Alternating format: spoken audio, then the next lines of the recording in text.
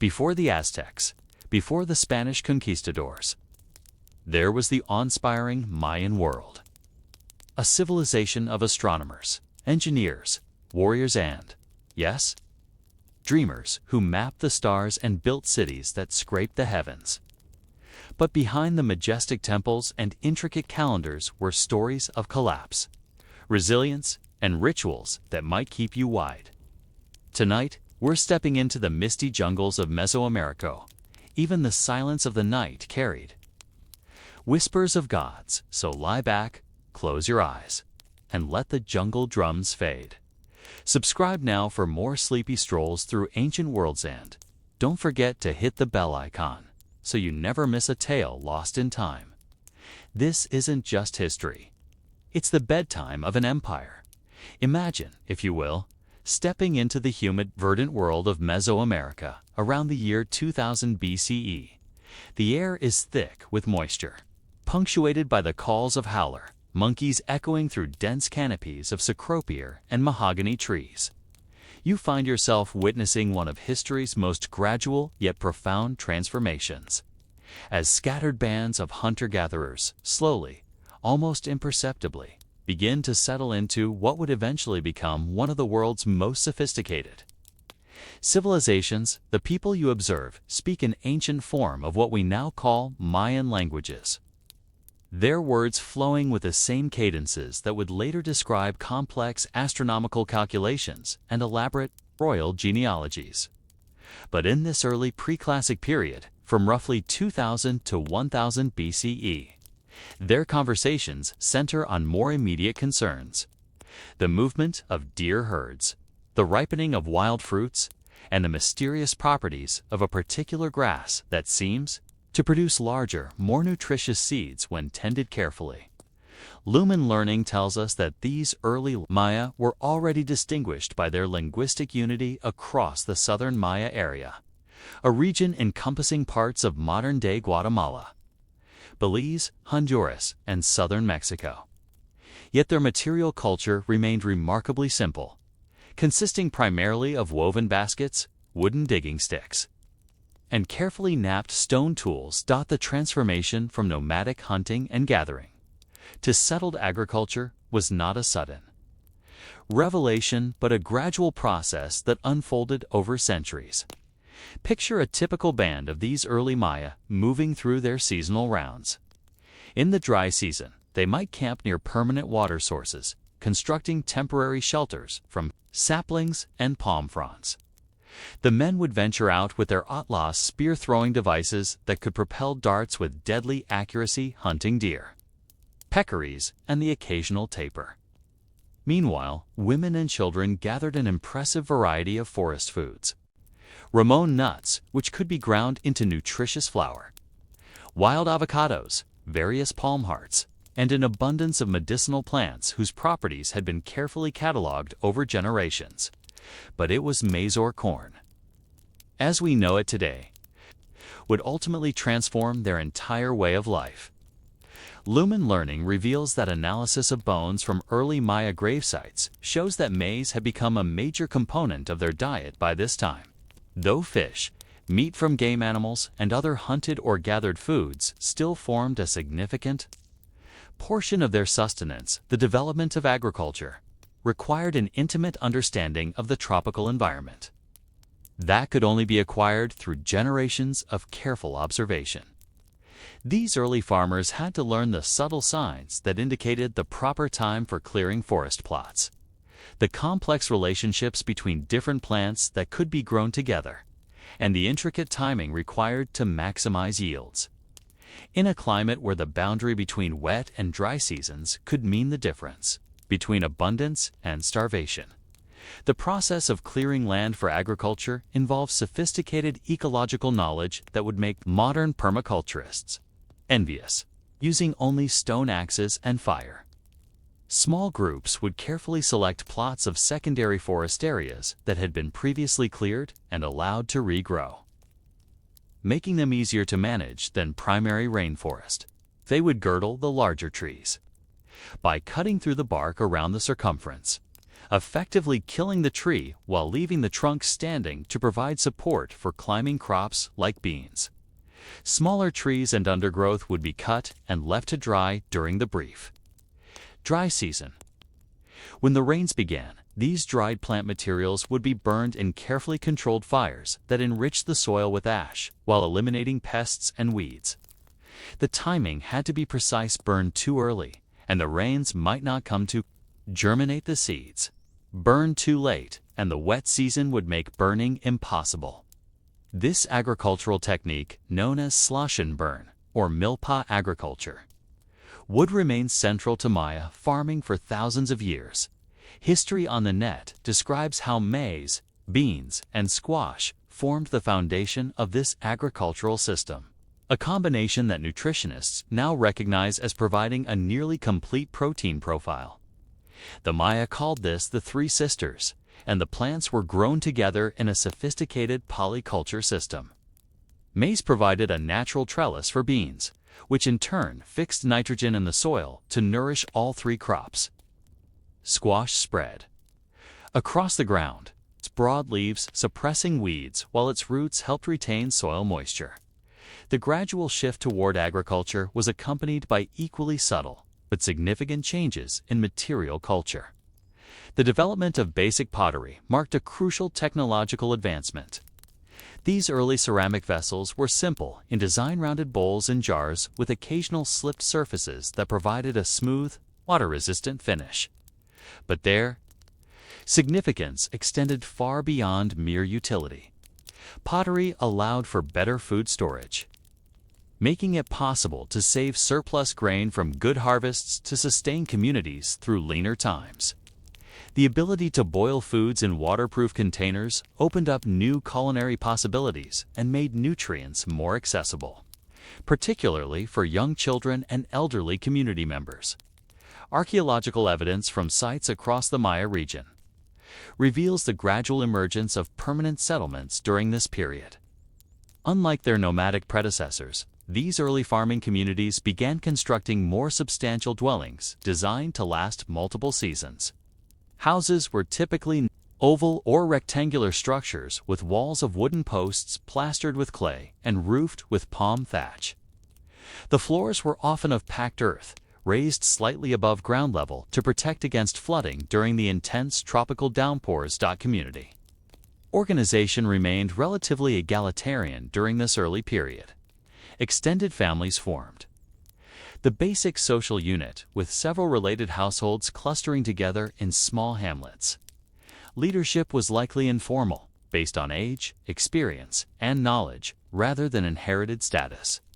Decisions about when to plant, where to clear new fields, and how to distribute surplus food would have been made collectively, with considerable input from elder community members who possessed decades of accumulated agricultural wisdom. The seeds of future complexity were already being planted, however, in the form of increasing social differentiation based on specialized knowledge.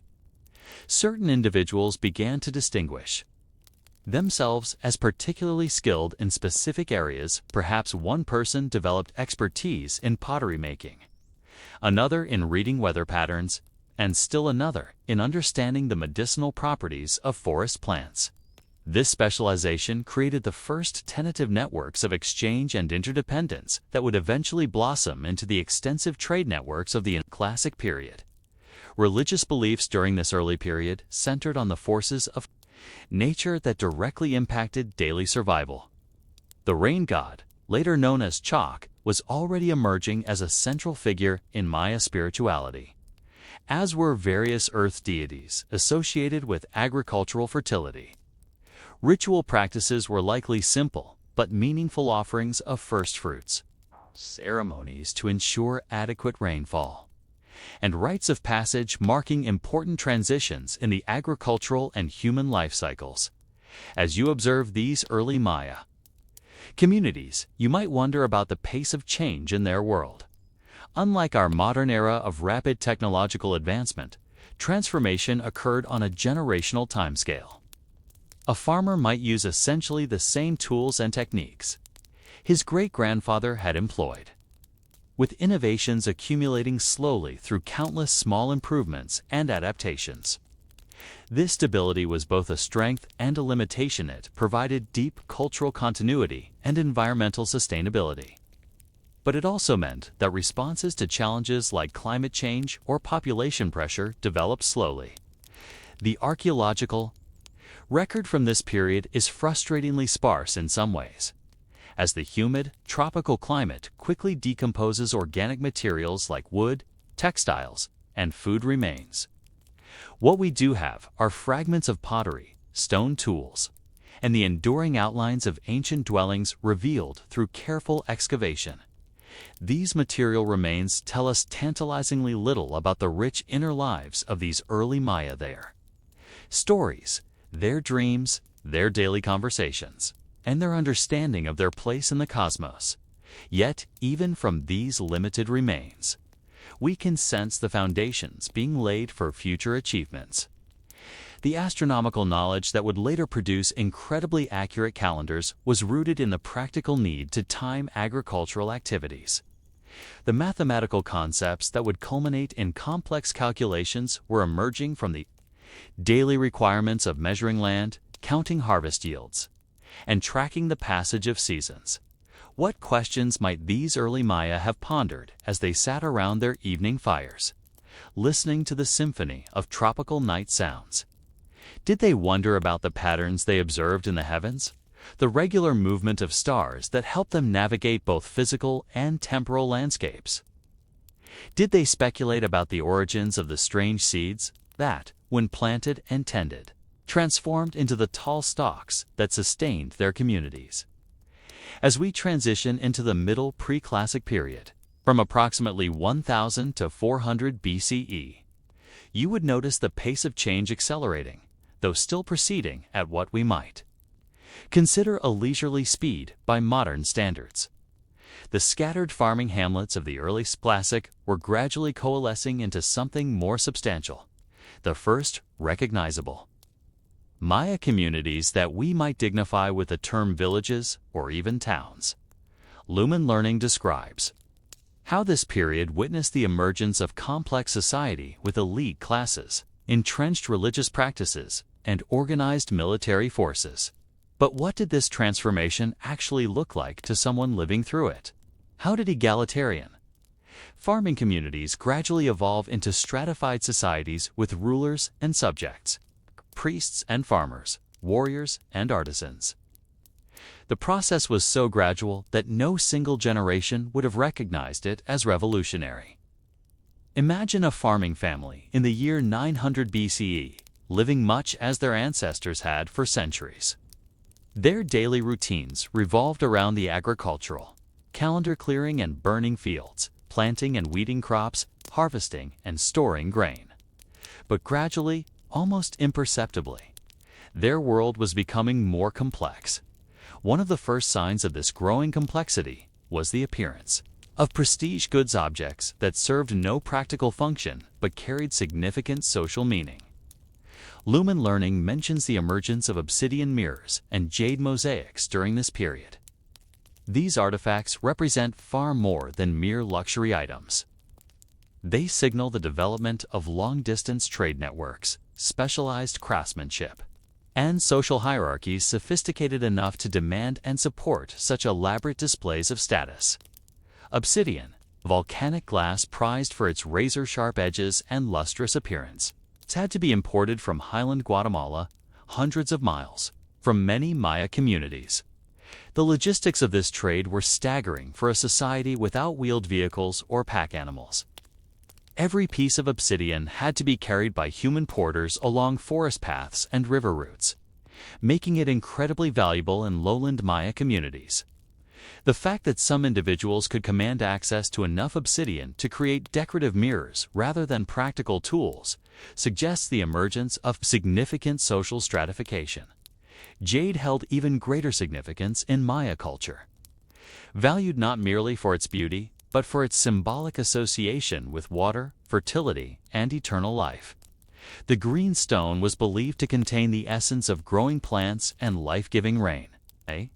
Jade sources were even more restricted than Obsidian, found primarily in the Matagua River Valley of Guatemala. The creation of jade mosaics required not only access to this precious material, but also the specialized skills to work at jade is notoriously difficult to carve, requiring bronze or iron tools that the Maya did not possess.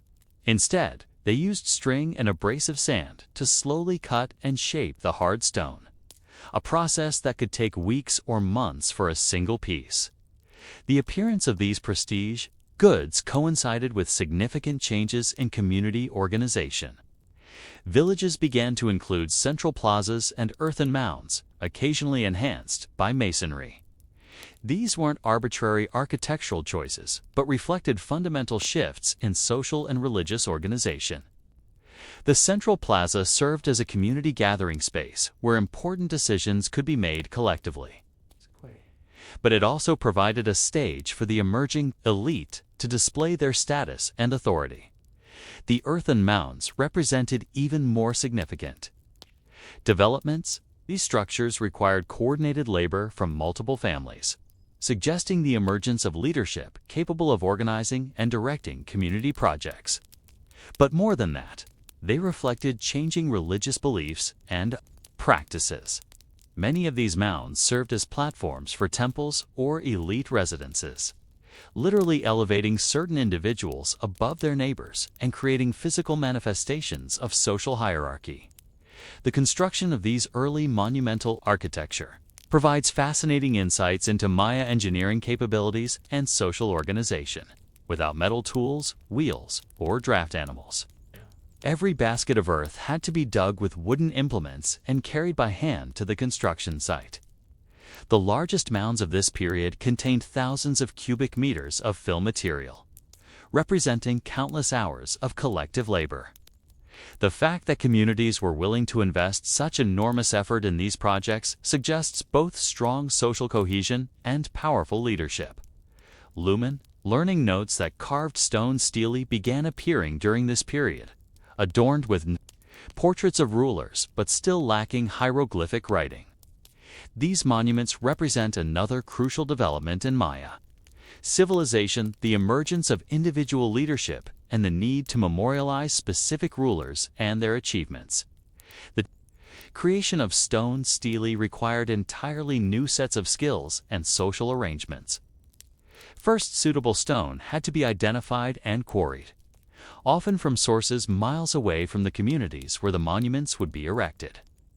Teams of workers would spend weeks carefully extracting large blocks of limestone, using fire and water to crack the stone along natural fissure lines. The roughly shaped blocks would then be transported to the building site, a process that might require dozens of people working with ropes and wooden rollers to move a single stone. Once in position, specialized craftsmen would spend months carving the stele, slowly removing material with stone chisels to create the elaborate portraits and decorative motifs. The level of artistic sophistication displayed on these early monuments is remarkable, suggesting that Maya society was already capable of supporting full-time artisans, whose skills were devoted entirely to creating these prestige objects rather than practical necessities.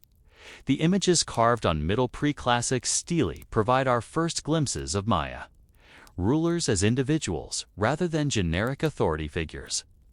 These portraits show elaborately dressed figures wearing complex headdresses, jewelry, and ceremonial regalia. The clothing and ornaments depicted often incorporated motifs that would remain central to Maya royal iconography for centuries: jaguar pelts, quetzal feathers, jade ornaments, and shells imported from distant coasts. But perhaps most significantly, Lumen learning reveals that warfare intensified during this period, as evidenced by advanced weaponry, rulers being portrayed as warriors, and the appearance of mass graves and decapitated skeletons. This development fundamentally altered the trajectory of Maya civilization, introducing new sources of both conflict and opportunity. The escalation of warfare during the Middle Pre-Classic wasn't simply a matter of increased aggression, it reflected the growing complexity and competitiveness of Maya society. as communities accumulated wealth through successful agriculture and trade. They became attractive targets for their neighbors. At the same time, population growth was beginning to put pressure on available agricultural land, creating competition for resources. Archaeological evidence of this increasing warfare is both dramatic and disturbing. Mass graves containing dozens of individuals, many showing signs of violent death, appear at numerous sites across the Maya region. Defensive walls and ditches begin to surround major settlements, indicating that communities were genuinely fearful of attack. Weapons become more sophisticated, with obsidian-tipped spears and darts, designed specifically for warfare rather than hunting. The portrayal of rulers as warriors on carved monuments reflects not only the reality of frequent conflict, but also changing conceptions of leadership. Earlier Maya leaders had likely been chosen primarily for their wisdom, agricultural knowledge, or religious authority. But in an era of increasing warfare, military prowess became equally important, if not more so. Rulers needed to be capable of leading their communities in battle, organizing defenses, and making the strategic decisions necessary for survival in an increasingly dangerous world. This militarization of Maya society had profound effects on daily life. Young men needed training in warfare as well as farming, and communities had to devote significant resources to weapons, production, and fortification. The capture of prisoners became an important source of labor for major construction projects. But it also introduced new social category slaves and captives that further complicated Maya social hierarchies. The development of more sophisticated irrigation systems during this period represents another crucial transformation. Lumen Learning mentions that canals and irrigation schemes demanding coordinated human effort began appearing with increasing complexity and scale. These engineering projects required not only technical knowledge, but also social institutions capable of organizing and maintaining collective infrastructure. Maya irrigation systems were marvels of hydraulic engineering, adapted to tropical conditions. Unlike the grand canal systems of arid civilizations like Mesopotamia or Egypt, Maya water management focused on capturing and channeling the abundant rainfall of the wet season to sustain crops through the dry months. This involved creating networks of canals, reservoirs, and raised fields that could function effectively in the challenging environment of seasonal flooding followed by drought. The construction and maintenance of these systems required unprecedented levels of cooperation among Maya communities. Canals had to be dug by hand, often through rocky terrain or swampy lowlands.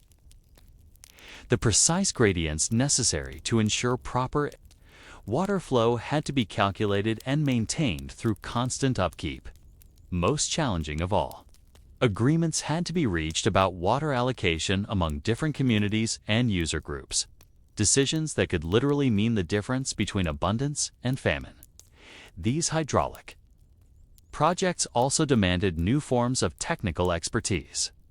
Engineers needed to understand not only the principles of water flow, but also the complex hydrology of tropical watersheds. They had to anticipate seasonal variations in rainfall, account for the behavior of rivers during flood periods, and design systems that could function effectively for decades with only hand tool maintenance. As you observe these middle pre-classic Maya communities, you might wonder about the social tensions created by these rapid changes.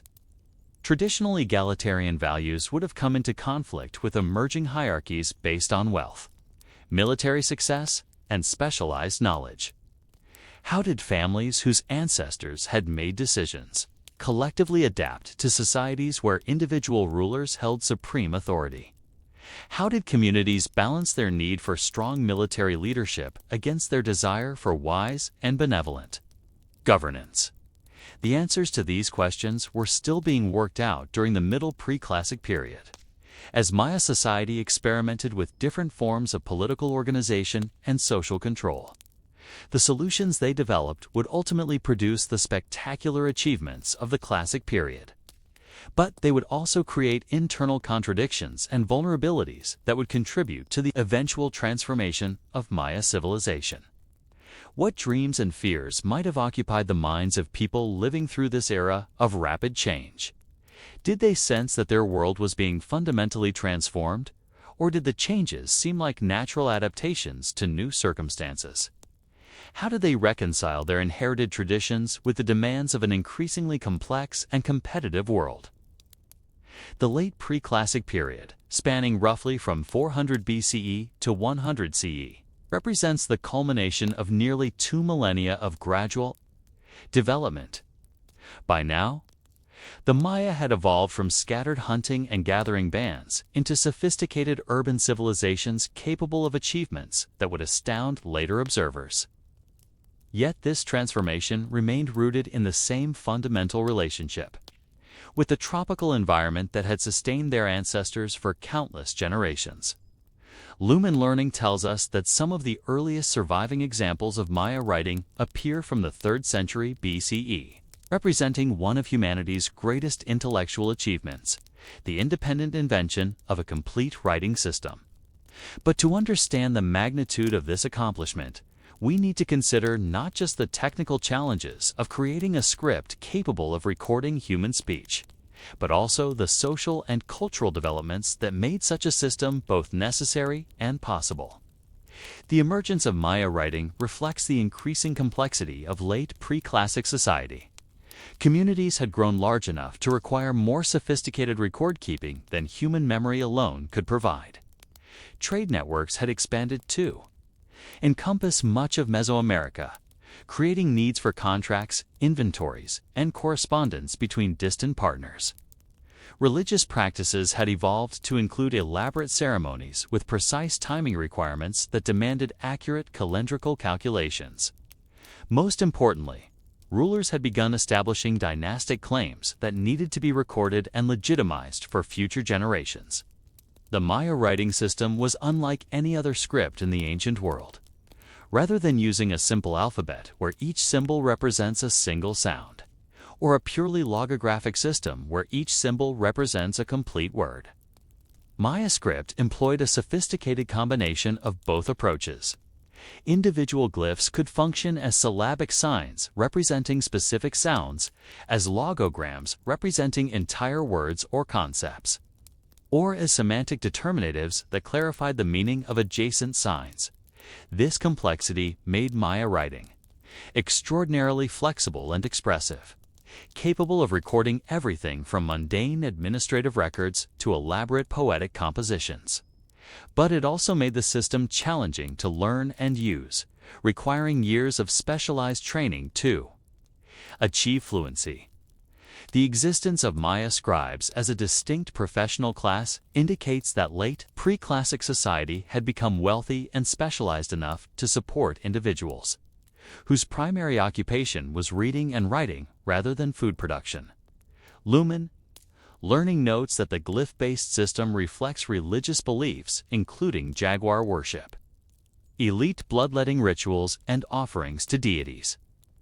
These early texts provide our first direct glimpse into Maya religious consciousness, revealing a cosmos populated by powerful supernatural forces that required constant attention and propitiation to maintain the harmony necessary for human survival.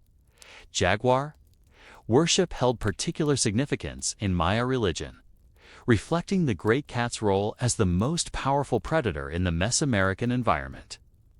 Jaguars were seen as mediators between the human world and the supernatural realm, capable of traveling between the domain of the living and the underworld of the dead.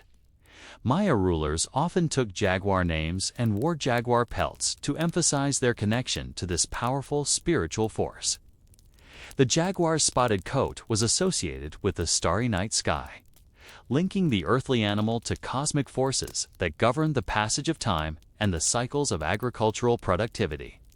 Elite bloodletting rituals mentioned in these early texts reflect one of the most distinctive aspects of Maya religion, the belief that human blood was necessary to nourish the gods and maintain cosmic balance. These ceremonies typically involved rulers and their families piercing their tongues, earlobes, or genitals with obsidian blades or stingray spines, allowing the blood to drip onto bark paper that would then be burned as an offering. The smoke carrying the blood sacrifice was believed to rise to the supernatural realm, where it would sustain the deities responsible for rainfall, crop fertility, and other essential natural processes. These bloodletting rituals served multiple functions beyond their religious significance. They demonstrated the ruler's willingness to sacrifice personally for the welfare of the community, reinforcing claims to legitimate authority. They also created powerful psychological experiences through the combination of pain, blood loss, and ritual performance, often inducing altered states of consciousness that were interpreted as divine visions or communications with supernatural beings. The late pre-classic period also witnessed the Maya's development of the concept of zero, mentioned by Lumen Learning as one of their major mathematical innovations. This achievement represents more than a simple notational convenience. It reflects a profound conceptual breakthrough that pre-Otes was matched by only a few other civilizations in human history. The Maya zero was not merely a placeholder or the absence of quantity, but a positive concept representing completion, perfection, and the potential for new beginnings. In Maya thought, zero was associated with shells and seed symbols of hidden life waiting to emerge. This conceptualization allowed Maya mathematicians to perform calculations of extraordinary complexity and precision, enabling them to track astronomical cycles across thousands of years and create calendrical systems of unprecedented accuracy. Mac Tudor, History of Mathematics, reveals the sophistication of Maya mathematical thinking through their vigesimal base 20 number system. Unlike our familiar decimal system based on 10, the Maya counted in multiples of 20, probably because they counted on both fingers and toes. This system used only 3 symbols: a dot for 1, a bar for 5, and a shell for 0. Yet it could represent any number, no matter how large. The elegance of this system becomes apparent when you consider how efficiently it could handle the large numbers required for astronomical calculations. Maya astronomers needed to track cycles lasting thousands of years, requiring mathematical operations with 6 or 7-digit numbers. The positional notation system, combined with the concept of zero, made such calculations not only possible, but relatively straightforward for trained specialists. The late pre-classic period saw the emergence of 2 powerhouse cities that would dominate Maya civilization for centuries: Caminaju in the highlands and El Mirador in the lowlands. These urban centers represented entirely new forms of human organization in the Maya world, with populations in the tens of thousands and monumental architecture that dwarfed anything previously constructed in the region. El Mirador, located in the dense rainforests of northern Guatemala, was probably the largest city in the Americas during the late pre-classic period. The site's massive pyramids and palace complexes required millions of cubic meters of stone and fill material, representing an almost inconceivable investment of human labor for a society without metal tools or wheeled vehicles. The largest structure at El Mirador, the Danta complex, covers more ground area than Egypt's Great Pyramid and rises nearly as high above the surrounding forest canopy. The construction of such massive monuments required not only enormous labor forces, but also sophisticated understanding of engineering principles. Maya architects had to calculate load-bearing requirements, design stable foundations in swampy terrain, and coordinate the work of thousands of specialized craftsmen over multiple generations. The fact that these structures have survived for over 2 millennia in one of the world's most challenging environments testifies to the skill and knowledge of their builders. Caminal, situated in the highlands of Guatemala, occupied a strategic position, controlling trade routes between the Pacific coast and the Maya lowlands. The city's location gave its rulers access to valuable resources, including obsidian, jade, and cacao, making it one of the wealthiest centers in the Maya world. Highland cities like Caminalju also enjoyed certain advantages over their lowland counterparts, including more reliable water sources, cooler temperatures, and greater protection from the seasonal flooding that plagued many river valley settlements. The wealth and power concentrated in these late pre-classic urban centers supported remarkable artistic achievements. Lumen Learning mentions the refinement of pyramid and palace architecture and complex artistic friezes that decorated major buildings. These artistic productions represent more than mere decoration. They functioned as complex communications, systems that reinforce political authority and religious beliefs. While demonstrating the cultural sophistication of Maya civilization, Maya artistic friezes of this period displayed remarkable technical skill and aesthetic sophistication. Craftsmen working in stucco created elaborate three-dimensional scenes depicting mythological narratives, historical events, and cosmological concepts. These compositions often incorporated multiple levels of meaning with symbolic elements that could be read as religious texts, political propaganda, or astronomical information. Depending on the viewer's knowledge and social position, the creation of these artistic masterpieces required specialized workshops where master craftsmen trained apprentices in the complex techniques necessary for working with different materials. Stucco artists needed to understand not only sculpting techniques, but also the chemistry of lime plasters and pigments that would retain their colors in the humid, tropical environment. Stone carvers required different skills, learning to work with limestone, sandstone, and harder volcanic rocks, using only bronze and stone tools.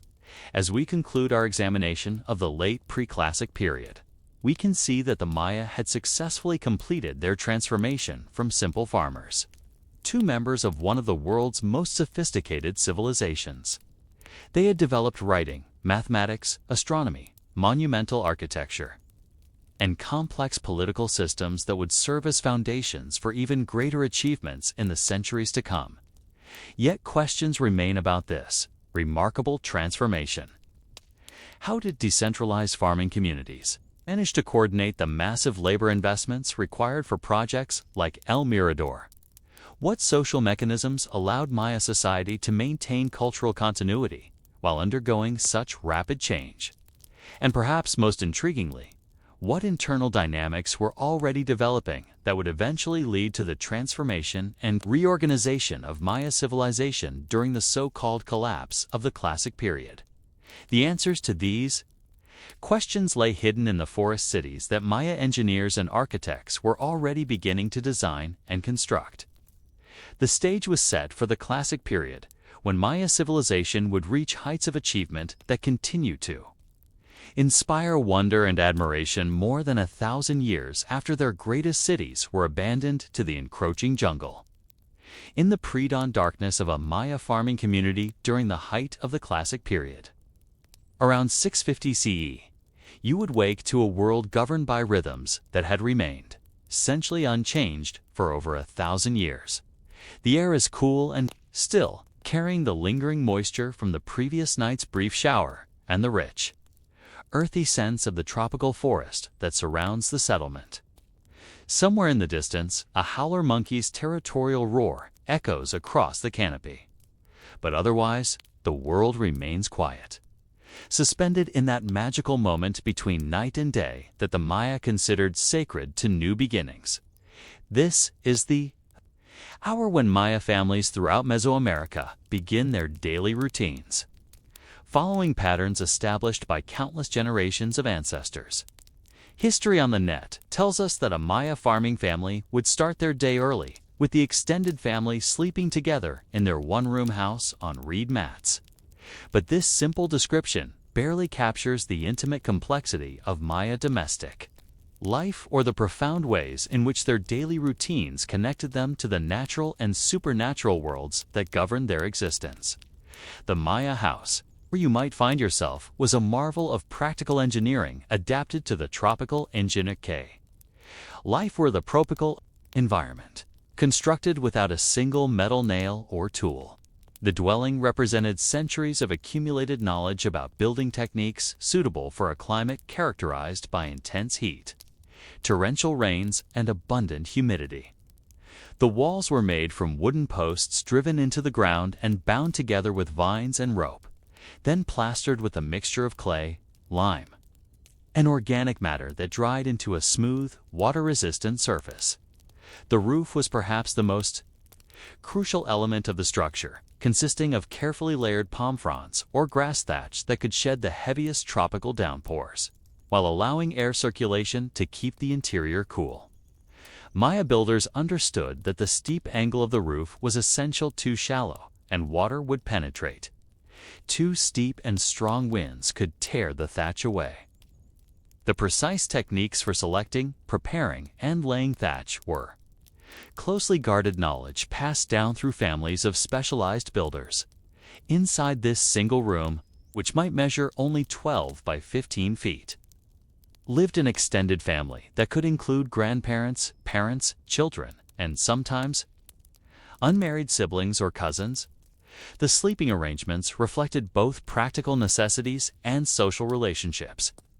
History on the Net notes that everyone slept on reed mats, but these weren't simply crude floor coverings. Maya weavers created intricate patterns in the reeds, and the mats themselves were valuable possessions that served multiple functions: bedding at night, work surfaces during the day, and ceremonial coverings for important occasions. The arrangement of sleeping areas within the house followed strict social protocols. The eldest male and female family members occupied the position of honor at the rear of the house, furthest from the entrance. Younger adults slept along the sides, while children were placed near the front where parents could easily monitor them. This arrangement wasn't arbitrary, reflected Maya concepts of social hierarchy, spiritual protection, and practical considerations about who needed to wake first to begin daily tasks. As dawn approached, the first person to stir would be the senior woman of the household, whose responsibilities included preparing the morning meal and coordinating the day's domestic activities. Rising silently to avoid waking the others, she would make her way to the cooking area, typically located in a separate structure or covered porch adjacent to the main dwelling. Maya houses were often built as compounds of several buildings rather than single structures, with specialized areas for different activities: cooking, storage, craft production, and sometimes even a separate building for the family's religious shrine. The cooking area represented the heart of Maya domestic life, where the alchemy of transforming raw ingredients into nourishing meals took place multiple times each day. The centerpiece was the comal, a large, flat ceramic griddle used for cooking tortillas and other corn-based foods, supported by 3 stones that allowed for precise heat control. The comal had to be carefully maintained and seasoned to prevent sticking and ensure even cooking. A skilled Maya woman could manage several comals simultaneously, producing the dozens of tortillas needed to feed a large extended family. History on the Net describes how breakfast consisted of a porridge called saka, made from cornmeal mixed with water and flavored with either chilies or honey. But this simple description doesn't convey the complexity involved in creating this seemingly basic meal. The corn had to be processed through a lengthy procedure called nixtamalization, in which dried kernels were boiled with lime or ash water to remove the hulls and improve nutritional value. This process, which predated Maya civilization by centuries, was crucial for preventing nutritional deficiencies in populations dependent on corn as their primary food source. The grinding of the treated corn was one of the most time-consuming daily tasks, typically requiring at least an hour of steady work with a matea, large, 3-legged grinding stone. The rhythmic sound of corn being ground on metates was one of the characteristic sounds of Maya mornings, audible throughout the community as dozens of women performed this essential chore simultaneously. The technique required strength, skill, and patience, as the corn had to be ground progressively finer through multiple passes to achieve the proper consistency. Young girls began learning to use the mataj around age 8 or 9, starting with small quantities of corn and gradually building the muscle memory and strength required for efficient grinding. By adolescence, a girl's skill with the matat was considered one of the measures of her suitability for marriage. The grinding stone itself was often a treasured family possession, passed down from mother to daughter and believed to improve with age and use. The preparation of saka involved more than simply mixing ground corn with water.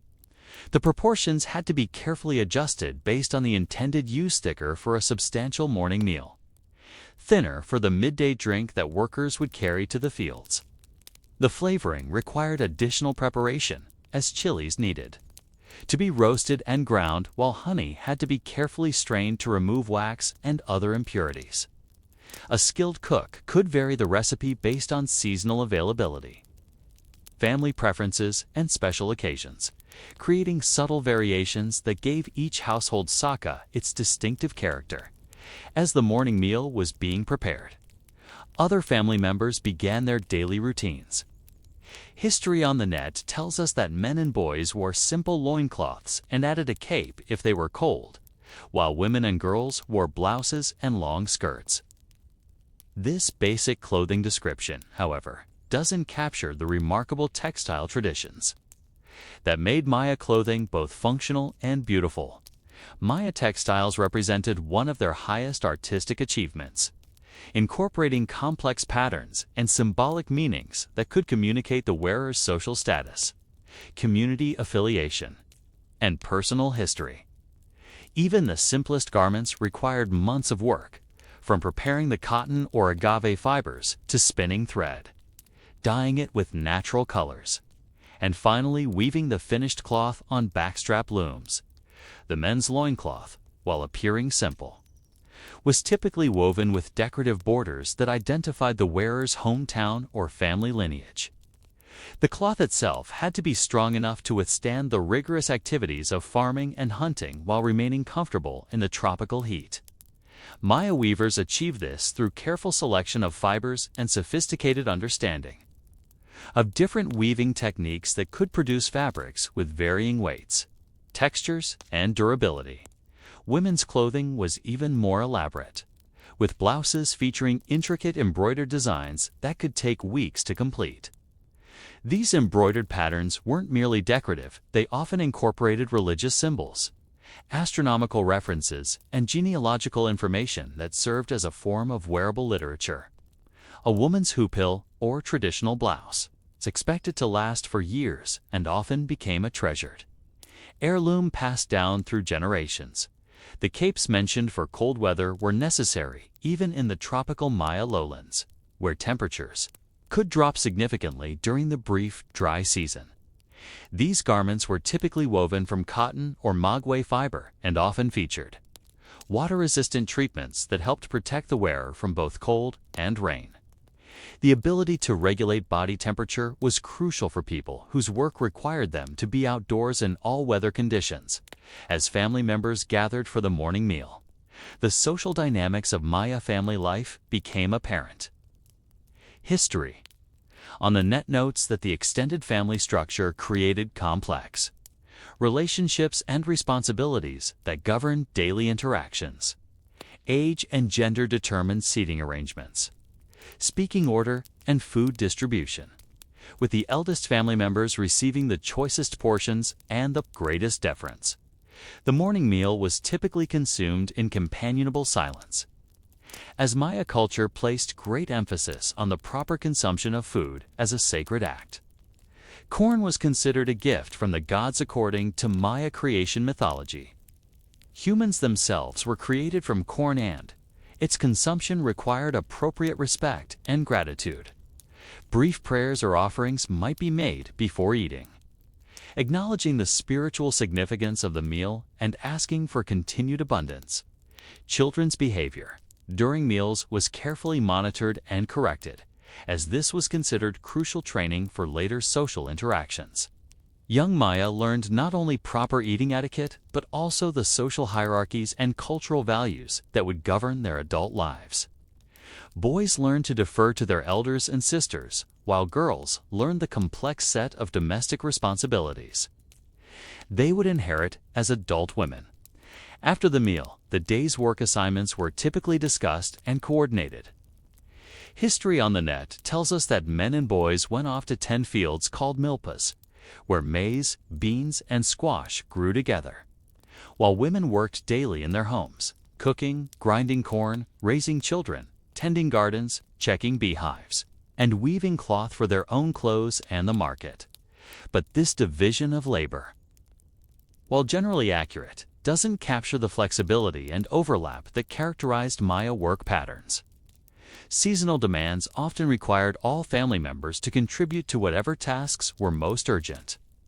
During planting and harvest seasons, women and children might spend long days in the fields alongside the men.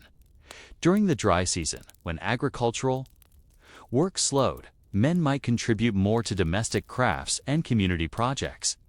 The planning of daily activities required sophisticated understanding of multiple overlapping cycles: the agricultural calendar, the ritual calendar, seasonal weather patterns, and the specific needs of various crops and domestic animals.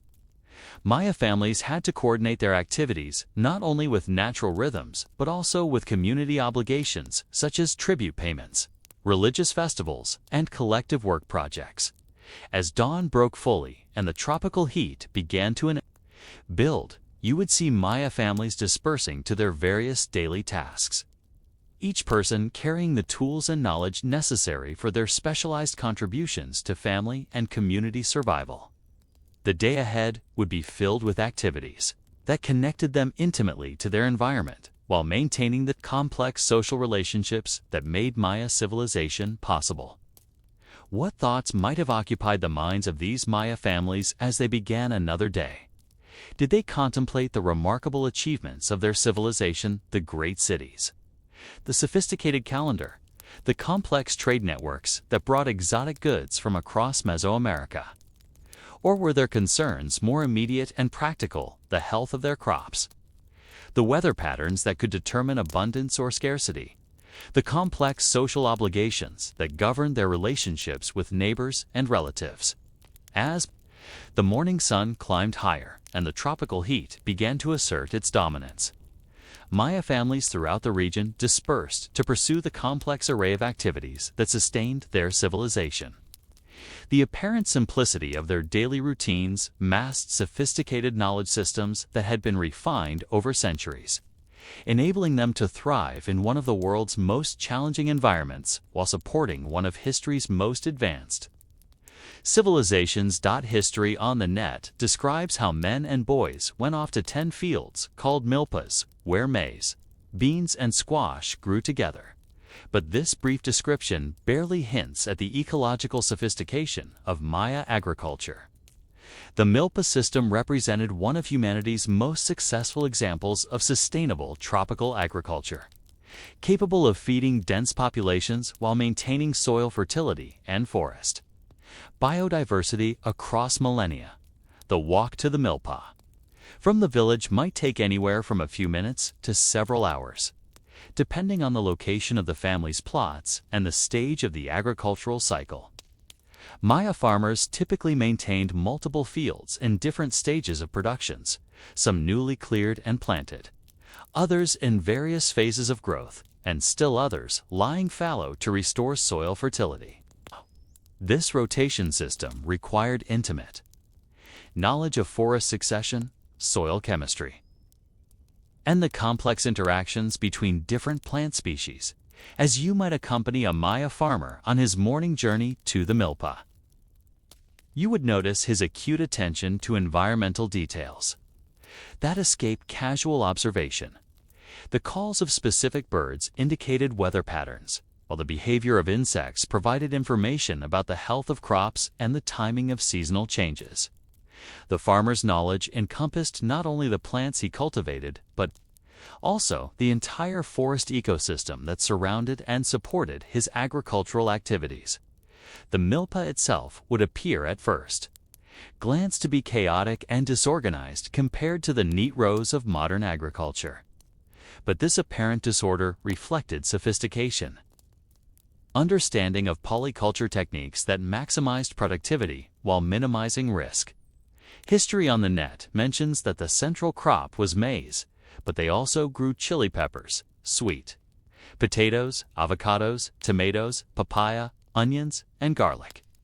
This diversity provided not only nutritional variety, but also protection against crop failures that could devastate monoculture systems. The famous three sisters, maize, beans, and squash formed the foundation of the milpa system through their complementary growing patterns and nutritional properties. Maize stalks provided natural trellises for bean vines, which in turn fixed nitrogen in the soil that nourished all three crops. Squash plants spread across the ground, their broad leaves suppressing weeds while their prickly stems deterred animal pests. The combination provided a nearly complete protein profile and could be grown together year after year without depleting soil fertility. But the Maya, milpa, included dozens of additional species that served various functions beyond basic nutrition. Tree crops like avocados, papayas, and citrus fruits provided vitamin-rich foods and valuable materials for construction and crafts. Medicinal plants were interspersed throughout the fields, ensuring ready access to treatments for common ailments. Chili peppers served not only as food, but also as natural pesticides that protected other crops from insect damage. The daily work in the milpa varied dramatically with the season and the specific needs of different crops. During the planting season, farmers worked from dawn to dusk, carefully spacing seeds according to traditional formulas that maximized yields, while leaving room for beneficial companion plants.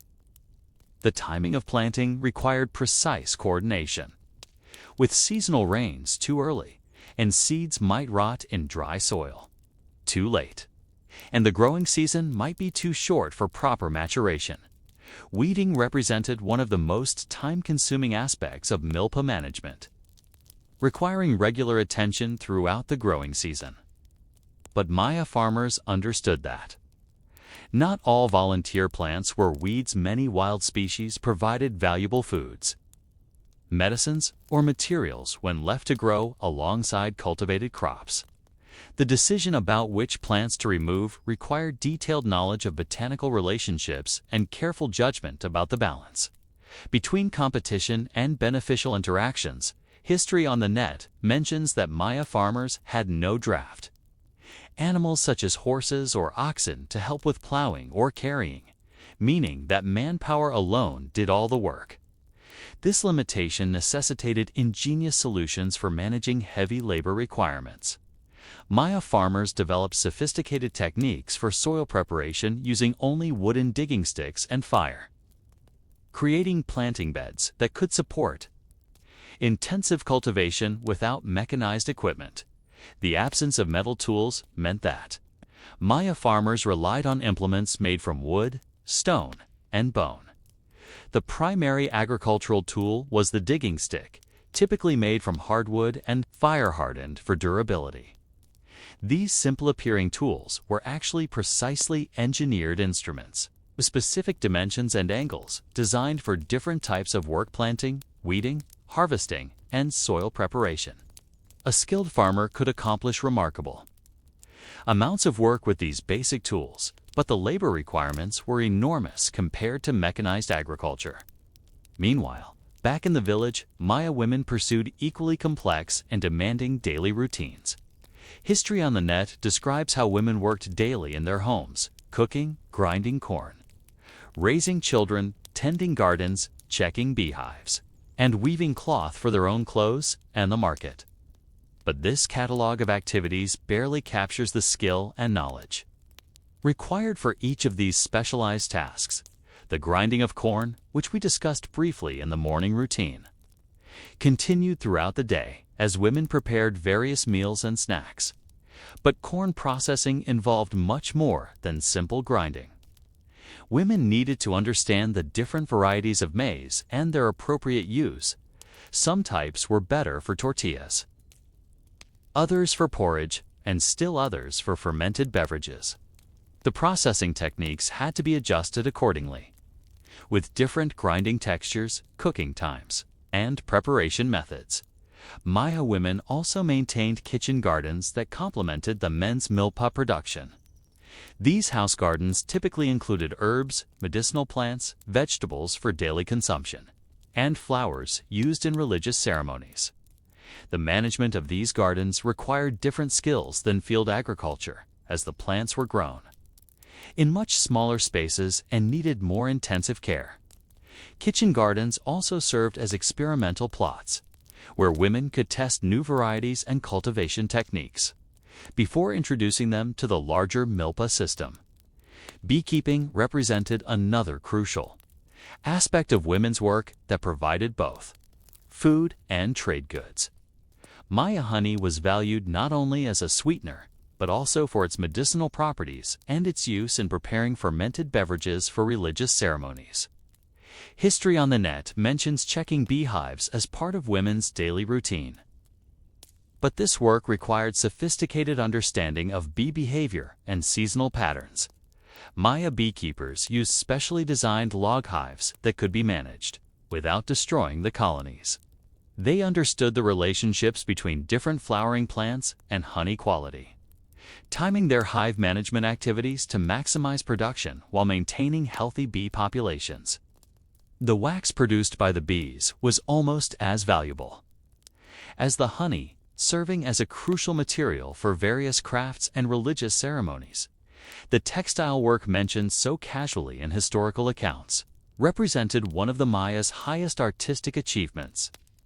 History on the Net notes that women wove cloth for their own clothes and the market.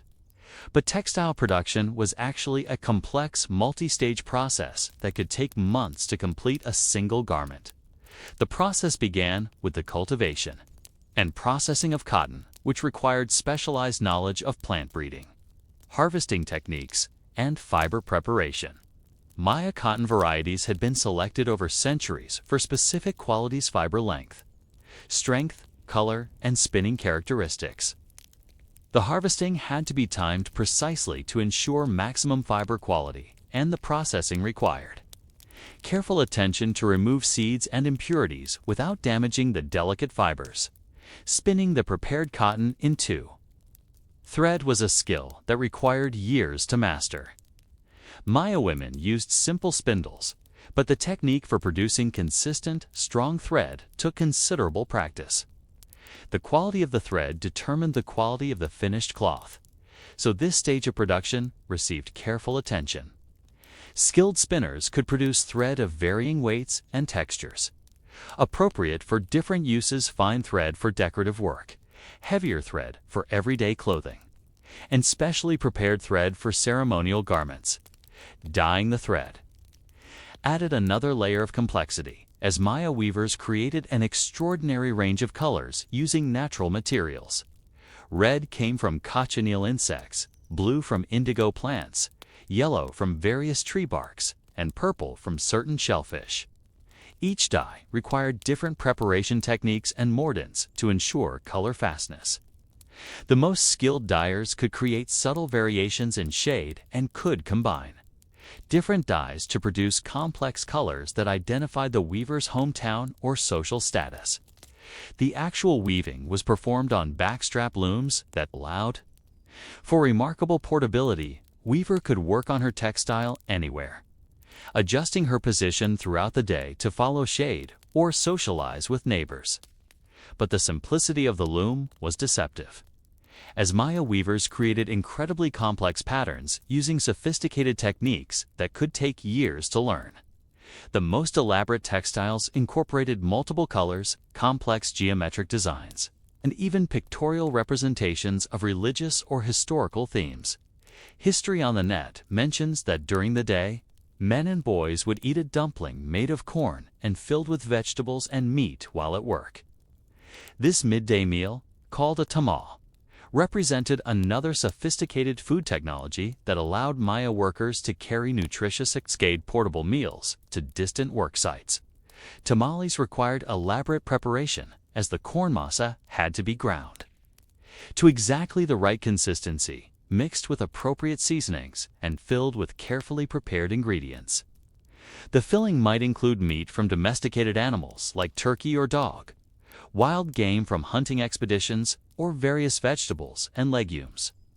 The entire package was wrapped in corn husks or banana leaves and steamed until fully cooked, creating a complete meal that could remain fresh for several days without refrigeration.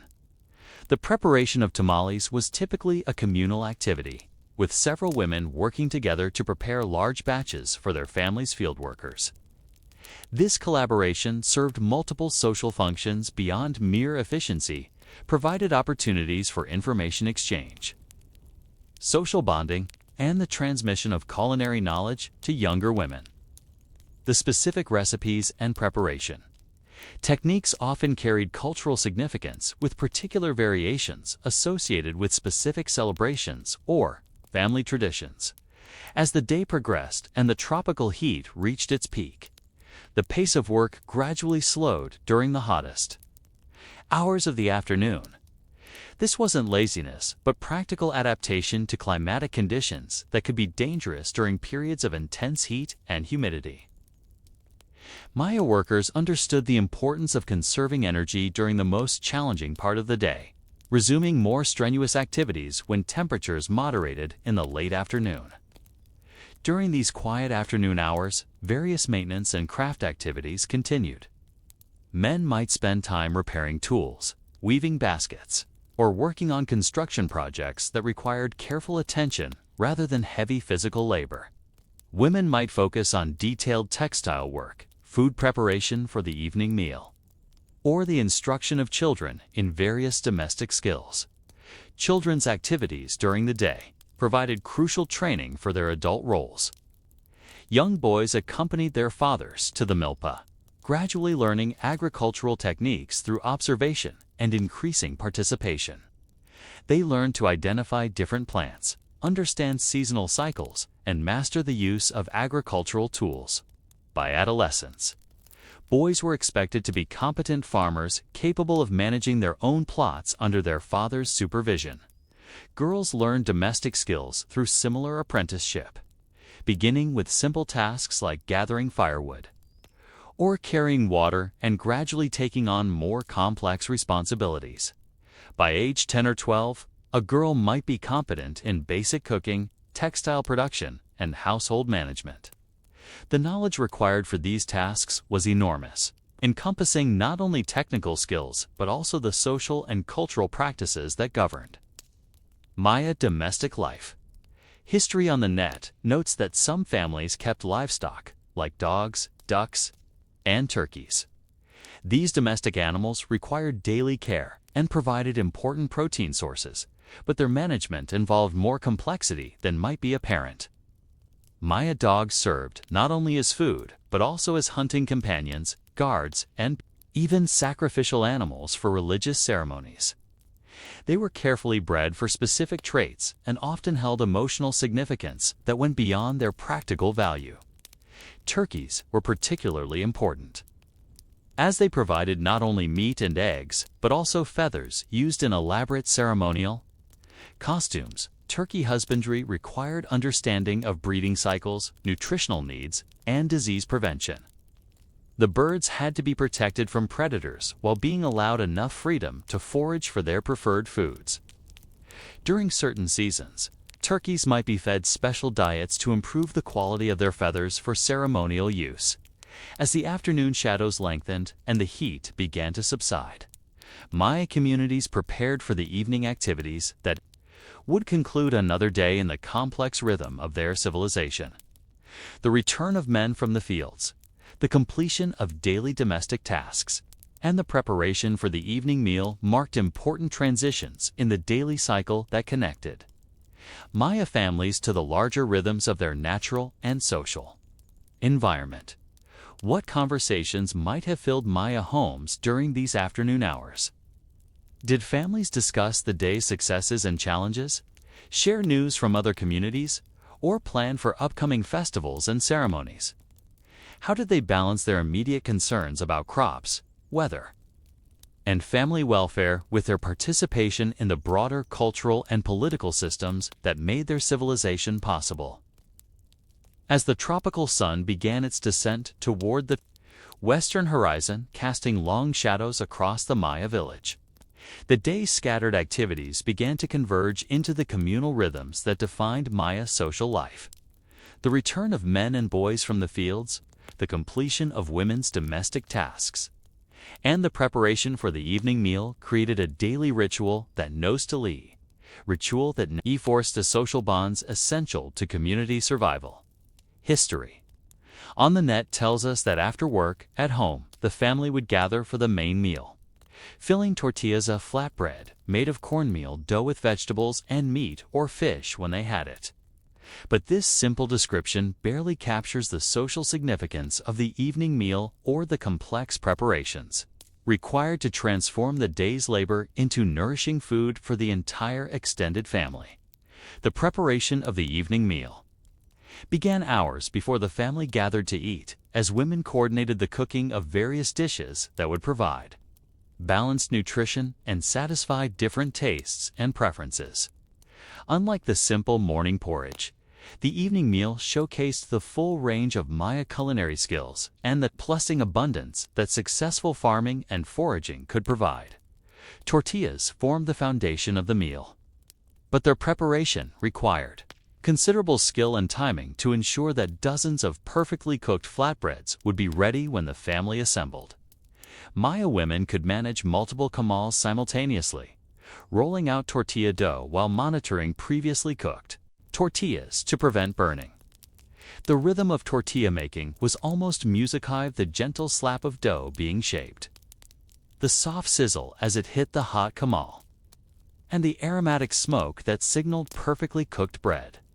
The fillings for the tortillas varied with seasonal availability, family preferences, and economic circumstances. During good seasons, families might enjoy meat from domesticated turkeys, wild deer or peccaries hunted by the men, or fish caught in nearby rivers or coastal areas. History on the net notes that men also hunted deer and a wild pig known as a peccary and fished in rivers, lakes, and oceans, providing important protein supplements to the plant-based diet that formed the core of Maya nutrition. But meat was not an everyday luxury for most Maya families.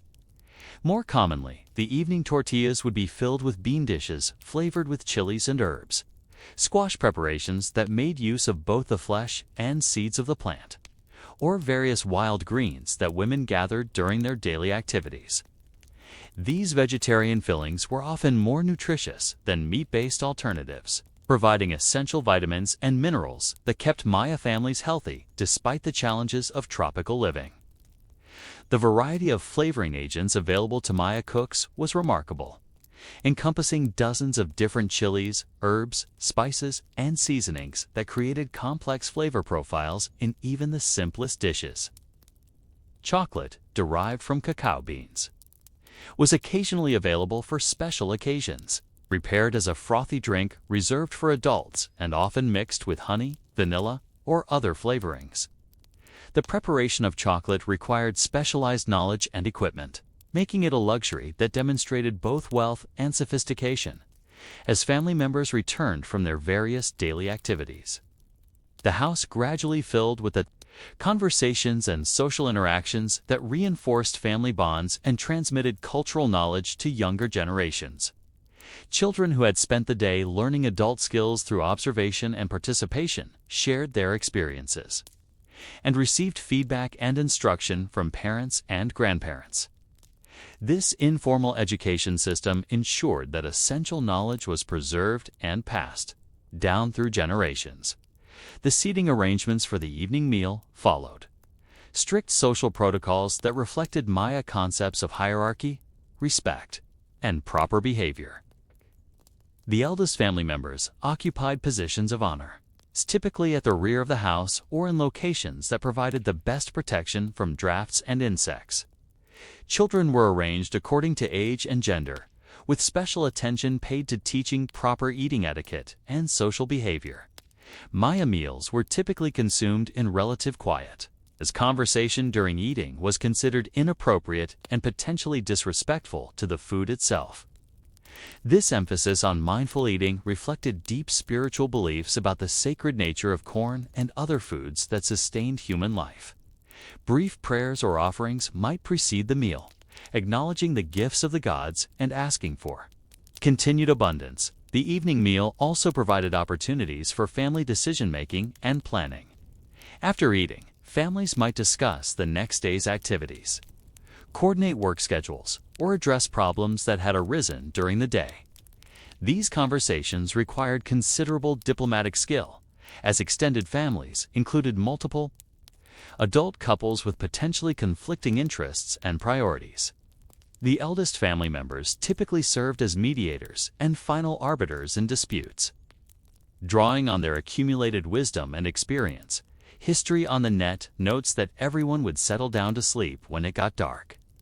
But this statement oversimplifies the evening activities that preceded sleep and provided crucial opportunities for cultural transmission and community bonding. After the evening meal was finished and the dishes cleaned, Maya families often engaged in various crafts, storytelling, and social activities that continued well into the evening hours.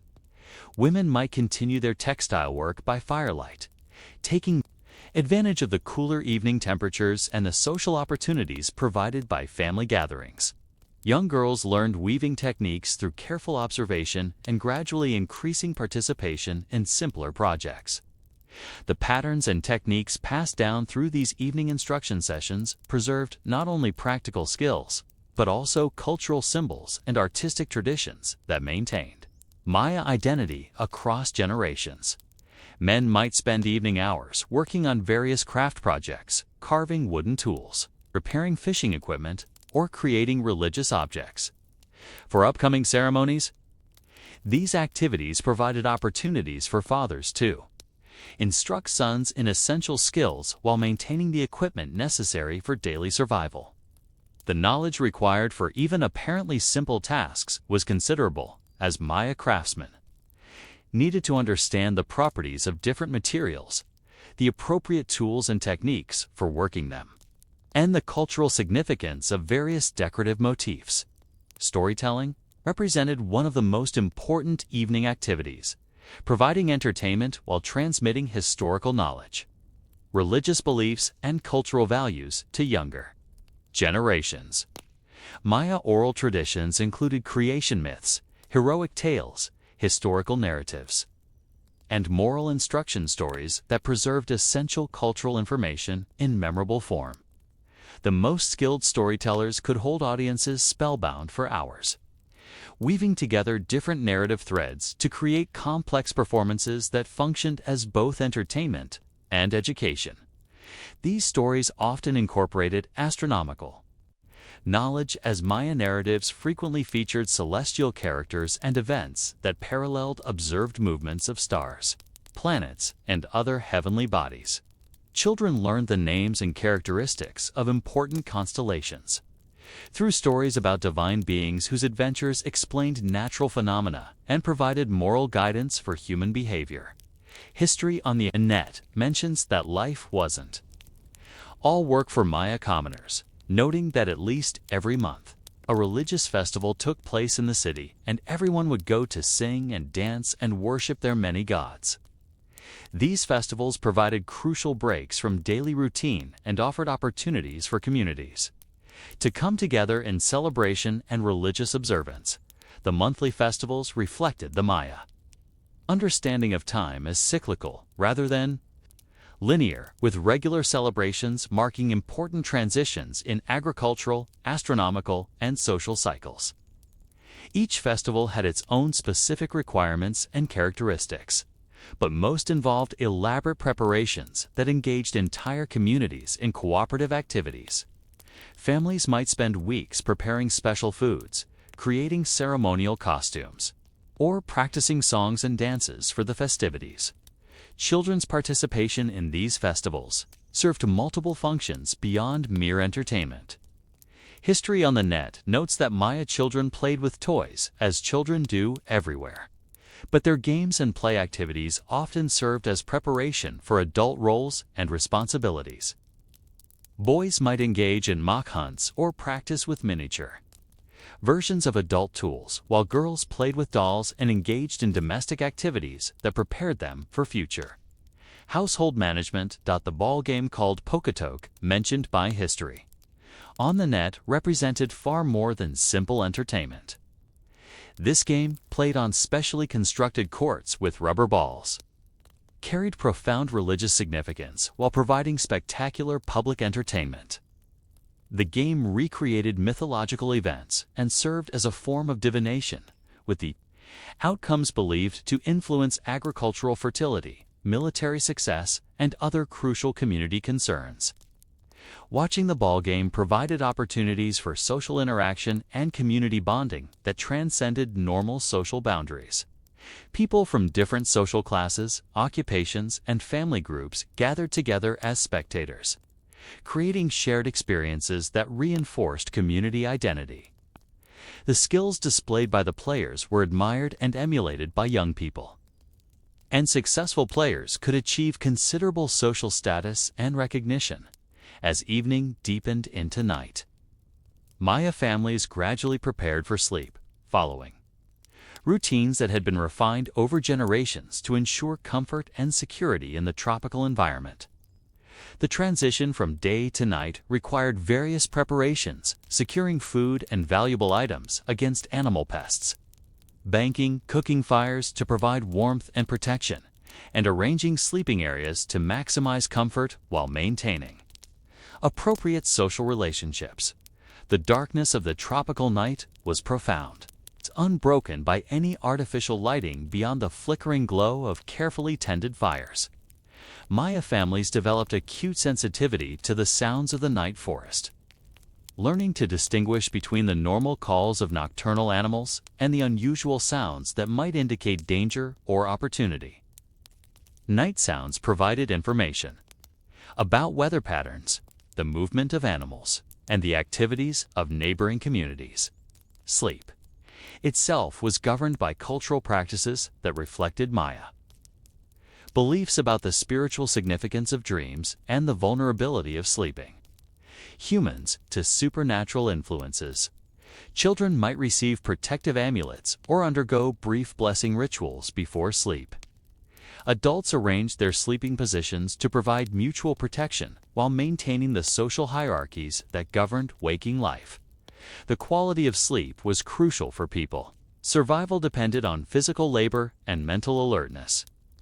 Maya's sleeping areas were designed to provide protection from insects, temperature extremes, and rain while allowing for air circulation and quick response to emergencies. The reed mats mentioned earlier were carefully maintained and occasionally replaced to ensure comfort and hygiene. Dreams were considered important sources of information and guidance, often interpreted by knowledgeable family members or religious specialists.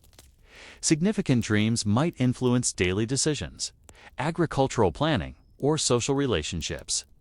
Children learned to pay attention to their dreams and to report unusual or memorable dream experiences to their elders for interpretation and guidance. As you observe these Maya families settling into their evening routines, you might reflect on the remarkable integration of practical necessity and cultural meaning that characterized every aspect of their daily lives. Their activities weren't simply responses to survival requirements, but expressions of complex worldviews that connected individual families to larger social, spiritual, and cosmic systems. What dreams might have filled the sleep of these Maya families? Did their dreams reflect the daily concerns about crops, weather, and family welfare? Or did they transport dreamers to the mythological realms where gods and heroes enacted the cosmic dramas that governed human destiny? How did their understanding of the connection between sleeping and waking consciousness influence their approach to both daily problems and long-term planning? The rhythm of daily life described in this section formed the foundation upon which Maya civilization built its remarkable achievements in art, architecture, mathematics, and astronomy. The knowledge systems embedded in seemingly mundane activities like farming, cooking, and textile production provided the empirical foundation. For more abstract intellectual developments, the social relationships maintained through family routines and community.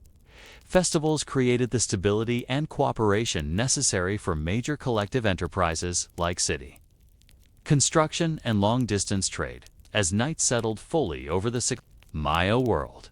Families across Mesoamerica concluded another day in the complex rhythm of one of history's most sophisticated civilizations. Tomorrow would bring its own challenges and opportunities. But the foundations established through countless generations of accumulated wisdom and adaptation would provide the stability and flexibility necessary to meet whatever the future might hold. In the quiet chambers of a Maya observatory, perhaps perched atop a pyramid in the great city of Copan around the year 750 CE, you might find yourself witnessing one of humanity's most remarkable intellectual achievements. Here, in a civilization that never developed metal tools or the wheel, mathematicians and astronomers were performing calculations of stunning complexity and precision, tracking celestial cycles across thousands of years with accuracy that would not be surpassed until the development of modern scientific instruments. The astronomer priest, working by the light of a carefully tended oil lamp, would seem unremarkable at first glance. Middle-aged man dressed in simple cotton clothing, his attention focused entirely on a series of bark paper books covered with intricate hieroglyphic symbols. But the mental universe he inhabited was as vast and complex as the night sky he studied, encompassing mathematical concepts that would not appear in European thought for centuries to come. MacTutor. History of Mathematics tells us that the Maya constructed a very sophisticated number system with surprising and advanced features, including the zero, denoted by a shell, and the positional nature of the system. But to understand the true significance of these achievements, we need to consider not only their technical sophistication, but also the cultural context that made such mathematical innovation both possible and necessary. The Maya number system was fundamentally different from our familiar decimal system in ways that reflected both practical considerations and deep philosophical beliefs about the nature of reality. While we count in base 10, probably because we have 10 fingers, the Maya used a vigesimal or base 20 system that likely developed from counting on both fingers and toes. This seemingly simple difference had profound implications for how Maya mathematicians understood numerical relationships and performed calculations. MacTutor. History of Mathematics describes the Maya number system as using only 3 symbols: a dot for 1, a bar for 5, and a shell for 0. This elegant simplicity masked remarkable sophistication, as these 3 basic symbols could be combined to represent any number, no matter how large.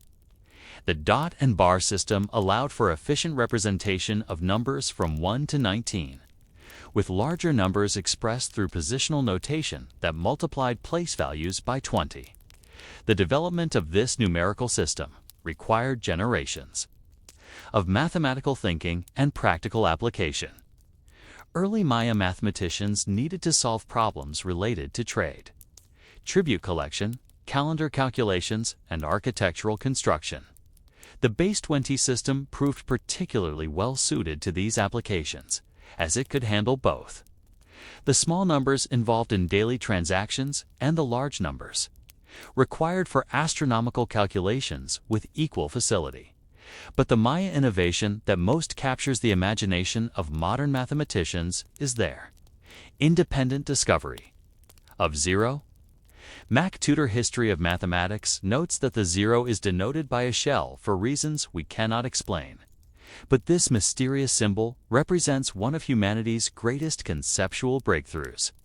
The development of zero as a mathematical concept occurred independently in only a few civilizations throughout history, making the Maya achievement all the more remarkable. The Maya zero was not simply a placeholder or the absence of quantity, as it is often conceived in modern mathematics. Instead, It represented completion, perfection, and the potential for new beginnings. In Maya cosmology, the shell symbol used to represent zero was associated with birth and transformation. Shells were often used as metaphors for the womb, and the spiral structure of many shells represented the cyclical nature of time and existence. This philosophical understanding of zero had practical implications for Maya mathematics. Zero could function not only as a placeholder in positional notation, but as an active element in calculations. Maya mathematicians understood that adding zero to any number left it unchanged, that multiplying by zero produced zero, and that zero could serve as a reference point for both positive and negative quantities. These insights were crucial for the complex astronomical calculations that formed the core of Maya mathematical practice. The positional notation system that incorporated zero allowed Maya mathematicians to perform calculations that would have been impossible with earlier mathematical systems. MacTutor History of Mathematics notes that the Maya number system is certainly capable of being used for multiplication and division, despite the lack of recorded algorithms for these operations. This capability was essential for the astronomical work that required Maya scholars to track celestial cycles across vast periods of time. Consider the intellectual challenge faced by a Maya astronomer attempting to predict the position of Quenis several centuries in the future. This calculation required understanding the planet's synodic period, the time between successive appearances in the same position relative to Earth and the Sun, multiplying this period by the number of cycles to be predicted, and adjusting for the complex interactions between Venus's cycle and other astronomical phenomena. All of this had to be accomplished using only the three basic symbols of Maya. Mathematics and mental calculation techniques passed down through generations of scholarly tradition. The precision achieved by Maya astronomers using these seemingly simple tools was extraordinary. MacTutor History of Mathematics provides specific examples of Maya astronomical accuracy. They calculated the length of the solar year as 365.24. 2 days. The modern value is 365.242198 days. Determined the lunar month as 29.5302 days at Copan and Arshijou. 5,308 days at Palenque. The modern value is 29.53059 days. And established Venus's synodic period as 584 days. These calculations were not mere intellectual exercises, but had profound practical importance for Maya civilization. Agricultural activities needed to be coordinated with seasonal cycles. Religious ceremonies had to be performed at astronomically significant times, and political events were often timed to coincide with favorable celestial configurations. The accuracy of Maya astronomical predictions enhanced the authority of their rulers and priests while providing practical guidance for agricultural and ceremonial planning. The mathematical tools developed for astronomical work also found applications in other areas of Maya civilization. Architectural construction required sophisticated understanding of geometry, proportion, and structural engineering. The great pyramids and palaces of Maya cities could not have been built without mathematical knowledge that encompassed not only basic measurement but also complex calculations involving load-bearing, materials, science, and construction logistics. MacTutor History of Mathematics mentions that Gromer describes 7 types of frieze ornaments occurring on Maya buildings, which show Maya inventiveness and geometric intuition in such architectural decorations. These decorative patterns were not merely aesthetic choices, but mathematical exercises that explored concepts of symmetry, repetition, and geometric transformation. The same intellectual skills that enabled Maya astronomers to track celestial cycles were applied to creating architectural elements that expressed mathematical relationships in visual form. The training required to become proficient in Maya mathematics was extensive and demanding. Young students selected for scholarly careers began their education in early childhood. spending years learning to recognize and manipulate the basic symbols before progressing to more complex operations. The curriculum included not only mathematical techniques, but also the astronomical knowledge, religious concepts, and historical information necessary to apply mathematical skills to real-world problems. Maya mathematical education relied heavily on memorization and pattern recognition rather than the abstract reasoning emphasized in modern mathematical training. Students learned to recognize numerical relationships through repeated practice, with specific problems gradually building mental libraries of mathematical knowledge that could be applied to new situations. This approach produced mathematicians who could perform complex calculations with remarkable speed and accuracy, but who might not have been able to explain their methods in terms of general mathematical principles. The collaborative nature of Maya mathematical work was crucial to their achievements. Individual astronomers and mathematicians worked within scholarly communities that shared knowledge, verified calculations, and preserved mathematical traditions across generations. The great mathematical achievements preserved in Maya codices and inscriptions represent the cumulative work of many individuals over extended periods of time, rather than the insights of isolated geniuses. The preservation of mathematical knowledge presented significant challenges in the tropical environment where most Maya lived. Bark paper codices were vulnerable to humidity, insects, and decay, requiring constant copying and maintenance to preserve their contents. Stone inscriptions were more durable but could accommodate only limited amounts of information and were expensive and time-consuming to create. Maya mathematicians developed sophisticated systems for condensing large amounts of numerical information into compact symbolic forms that could be efficiently recorded and transmitted. The mathematical innovations of the Maya were deeply embedded in their understanding of time, space, and cosmic order. Numbers were not merely abstract quantities, but active forces that influenced natural phenomena and human events. Certain numbers held special significance in Maya cosmology. 4 represented the cardinal directions and the stability of the earth. 13 corresponded to the levels of heaven, 9 to the levels of the underworld, and 22 the completeness of human counting. These numerological beliefs influenced Maya mathematical practice in ways that might seem strange to modern observers. Calculations were often structured to produce results that aligned with cosmologically significant numbers, and mathematical problems were sometimes chosen as much for their symbolic meaning as for their practical applications. This integration of mathematical and spiritual thinking reflects a worldview in which technical knowledge and religious understanding were inseparable aspects of a unified intellectual system. As you observe the Maya mathematician in his observatory, surrounded by the tools and symbols of his sophisticated craft, you might wonder about the mental processes that enabled such remarkable achievements. How did scholars working without modern calculating devices or abstract mathematical notation manage to perform calculations involving 6 or 7-digit numbers? What mnemonic techniques and mental exercises allowed them to maintain accuracy across complex, multi-step procedures?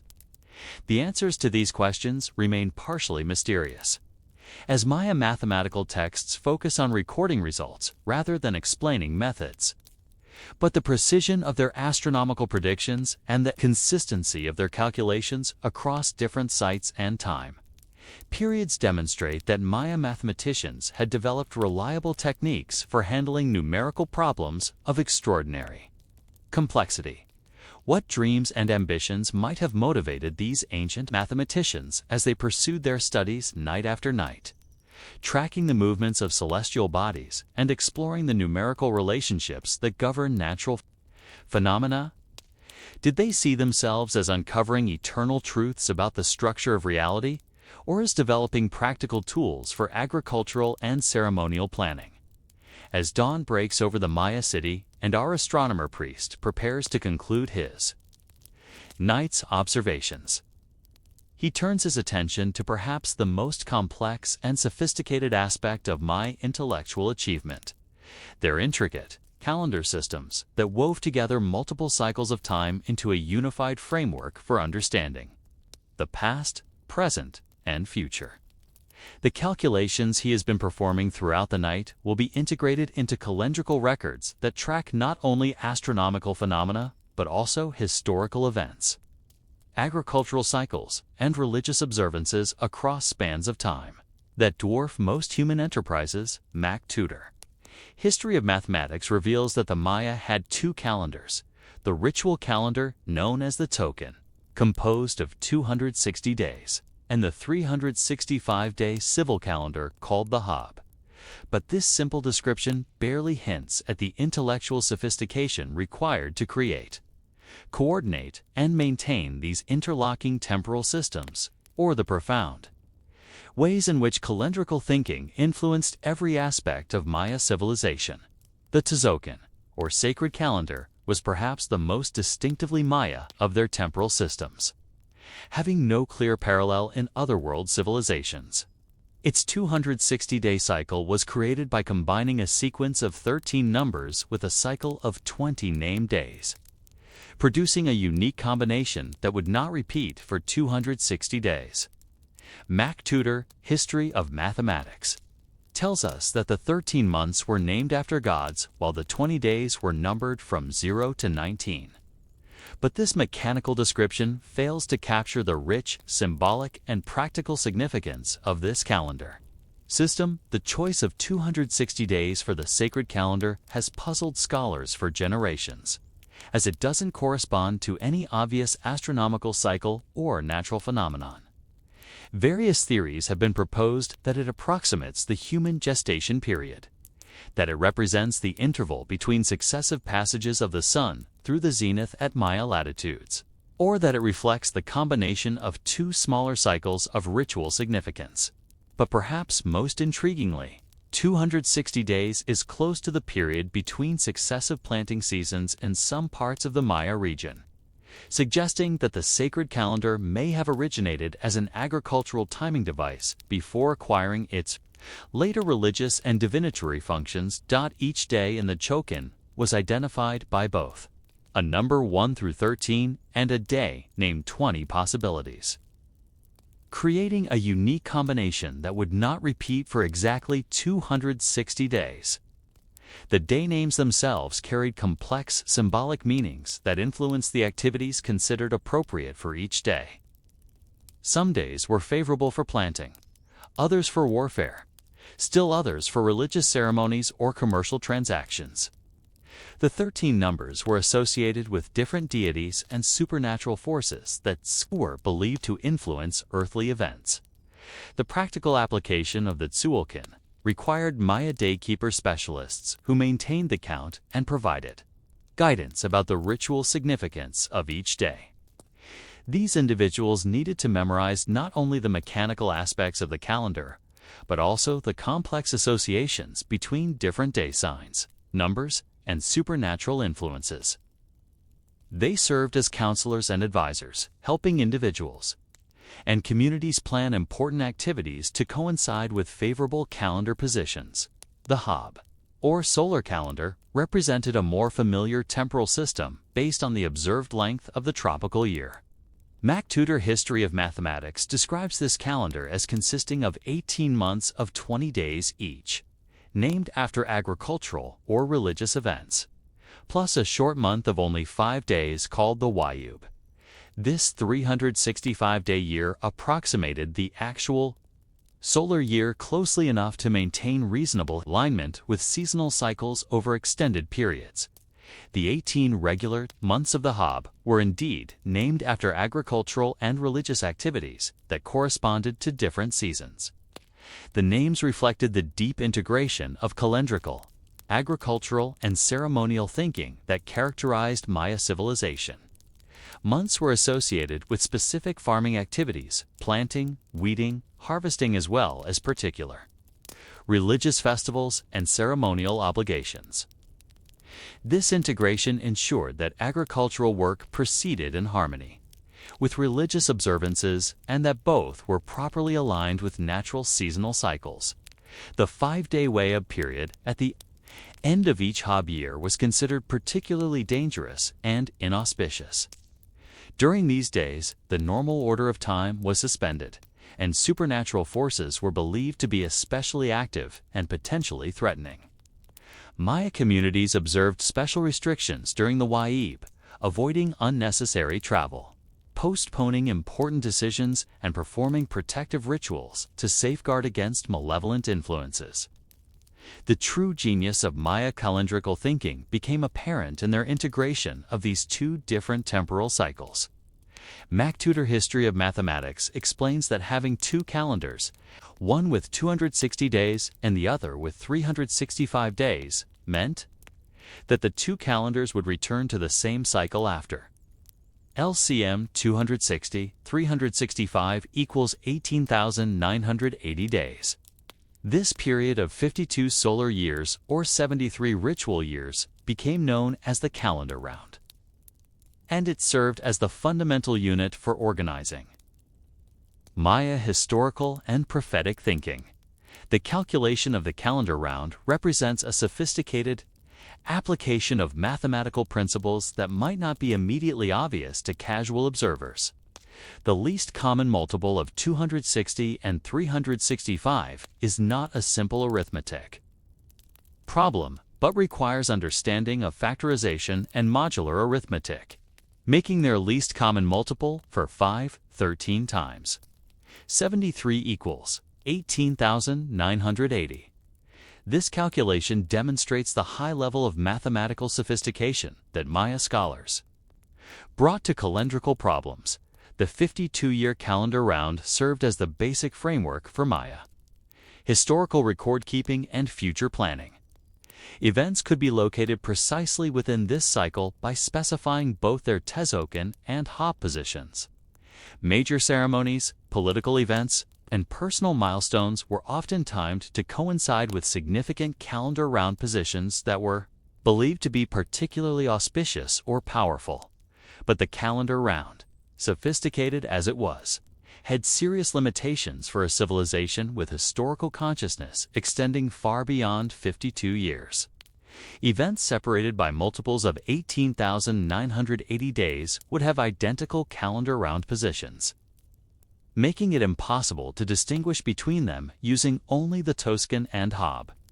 This ambiguity led Maya chronologists to develop their most remarkable temporal innovation, the long count calendar MacTutor.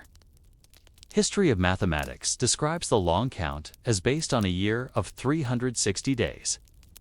Or perhaps it is more accurate to say that it is just a count of days with then numbers represented in the Mayan number system.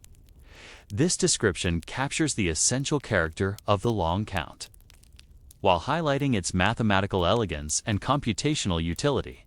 The long count was structured as a modified vigesimal-based 20 positional system that allowed Maya chronologists to specify any date in history with absolute precision.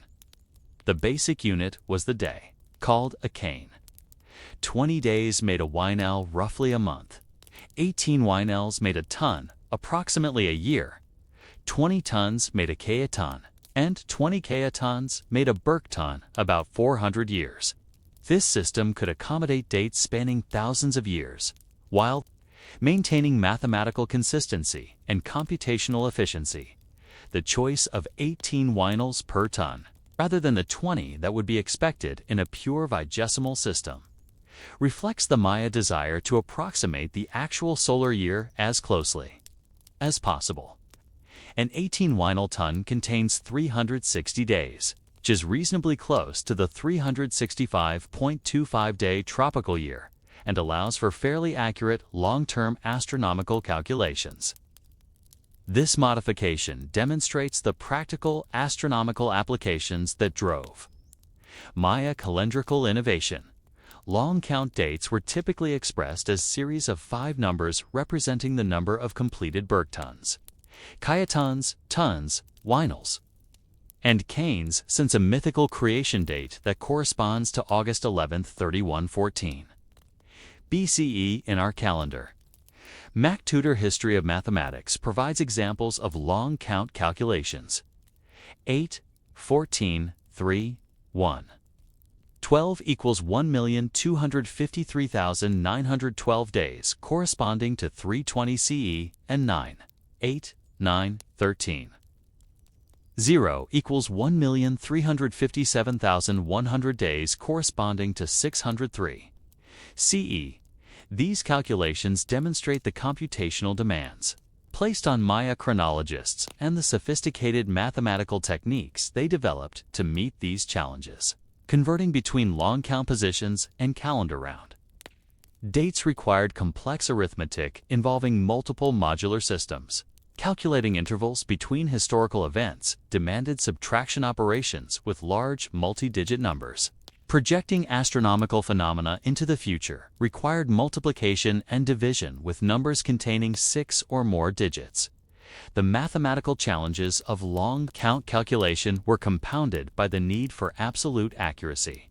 Small errors in chronological calculations could lead to mistakes in agricultural timing, religious observations, or historical interpretation that might have serious practical consequences.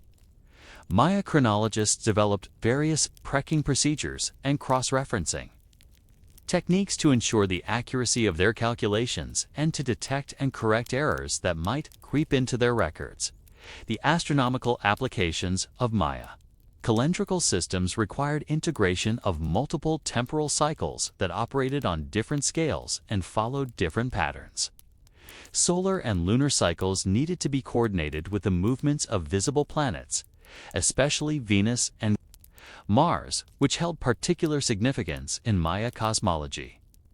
The complex interactions between these various cycles created mathematical problems that challenged the skills of even the most accomplished. Maya astronomers. MacTutor History of Mathematics provides specific examples of Maya astronomical achievements. They calculated Venus's synodic period as 584 days. And recognized that after only 2 of the 52-year cycles Venus will have made 65 revolutions and also be back to the same position. This calculation demonstrates the sophisticated understanding of planetary cycles and their relationships to calendrical systems that characterized Maya astronomy. The Venus calculation reveals the mathematical complexity underlying Maya astronomical work. The synodic period of Venus, the interval between successive appearances in the same position relative to Earth and Sun, is actually about 583.92 days, making the Maya value of 584 days remarkably accurate. But more impressive is their recognition that Venus cycles could be synchronized with calendar round cycles through the relationship to 52 times 365.25 equals 104 times 365.25 equals 37,960 days, while 65 times 584 equals 37,960 days. This identity allowed Maya astronomers to predict Venus positions across multiple calendar round cycles with considerable accuracy. The mathematical techniques required for such calculations were sophisticated and demanding.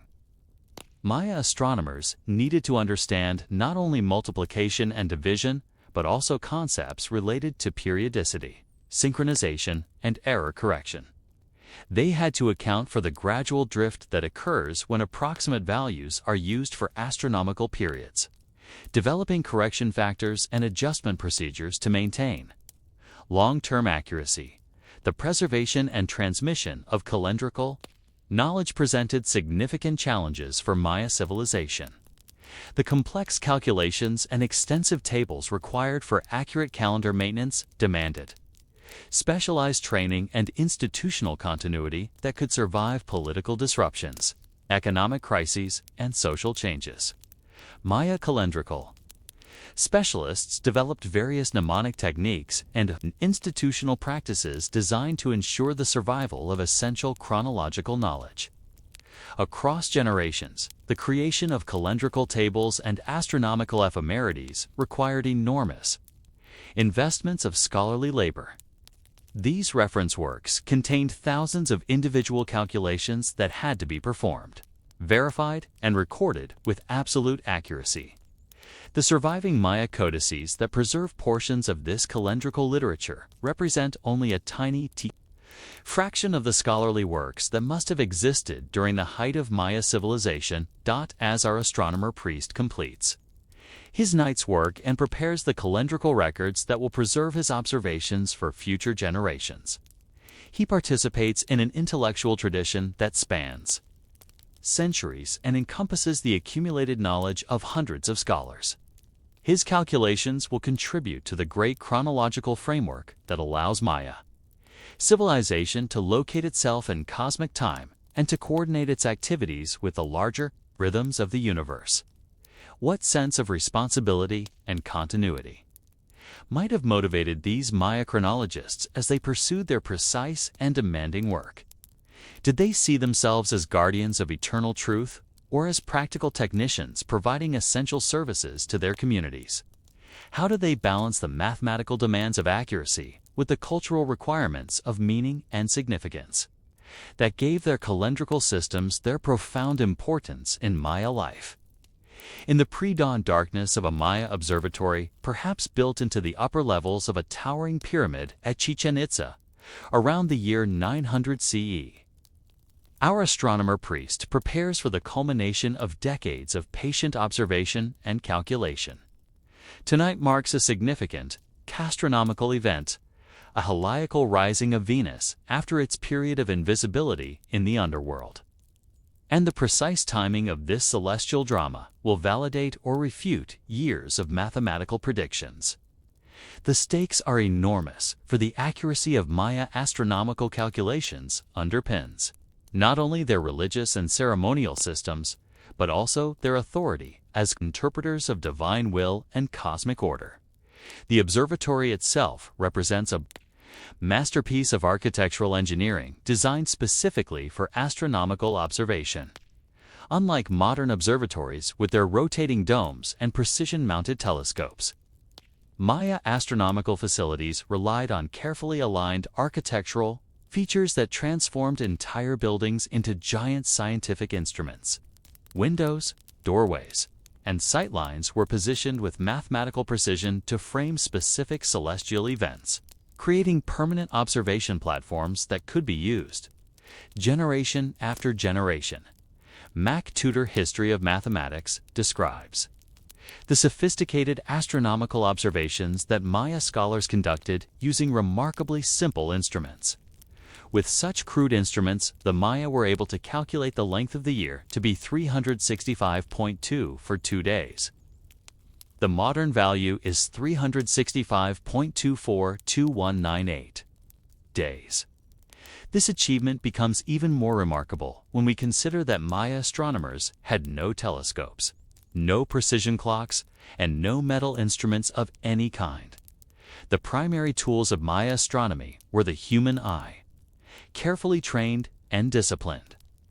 Through years of practice, and the two-stick crosses simple device consisting of 2 wooden sticks bound together at right angles that could be used to measure angles and track the positions of celestial objects.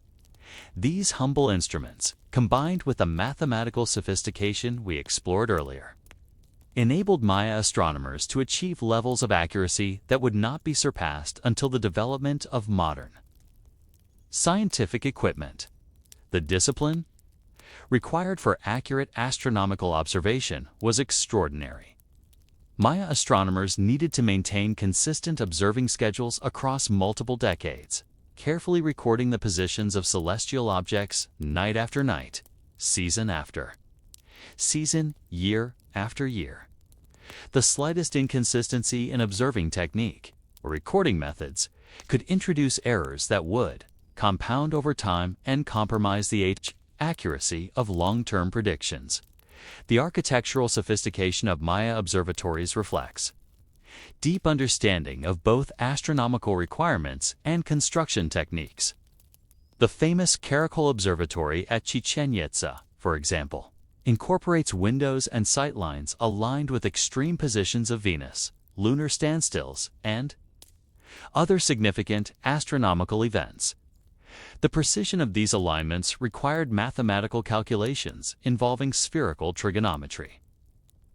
Although Maya astronomers approached these problems through practical geometry rather than abstract mathematical theory, the construction of such astronomically aligned buildings demanded close collaboration between architect-engineers and astronomer-mathematicians. The architects needed to translate abstract celestial coordinates into precise terrestrial measurements, accounting for the effects of atmospheric refraction, the observer's elevation above sea level, and the gradual changes in stellar positions caused by precession. The astronomers needed to understand construction limitations and practical constraints that might affect observational accuracy. Venus held particular significance in Maya's astronomy, serving as both a practical timekeeper and a powerful religious symbol. MacTutor History of Mathematics notes that Maya astronomers calculated Venus's synodic period as 584 days, a value that differs from the true period of 583.92 days by only about 2 hours. This extraordinary precision required observations spanning multiple Venus cycles and sophisticated mathematical techniques for extracting periodic signals from noisy observational data. The Maya understanding of Venus incorporated both its morning star and evening star appearances, recognizing these as manifestations of the same celestial object despite their dramatically different appearances and timing.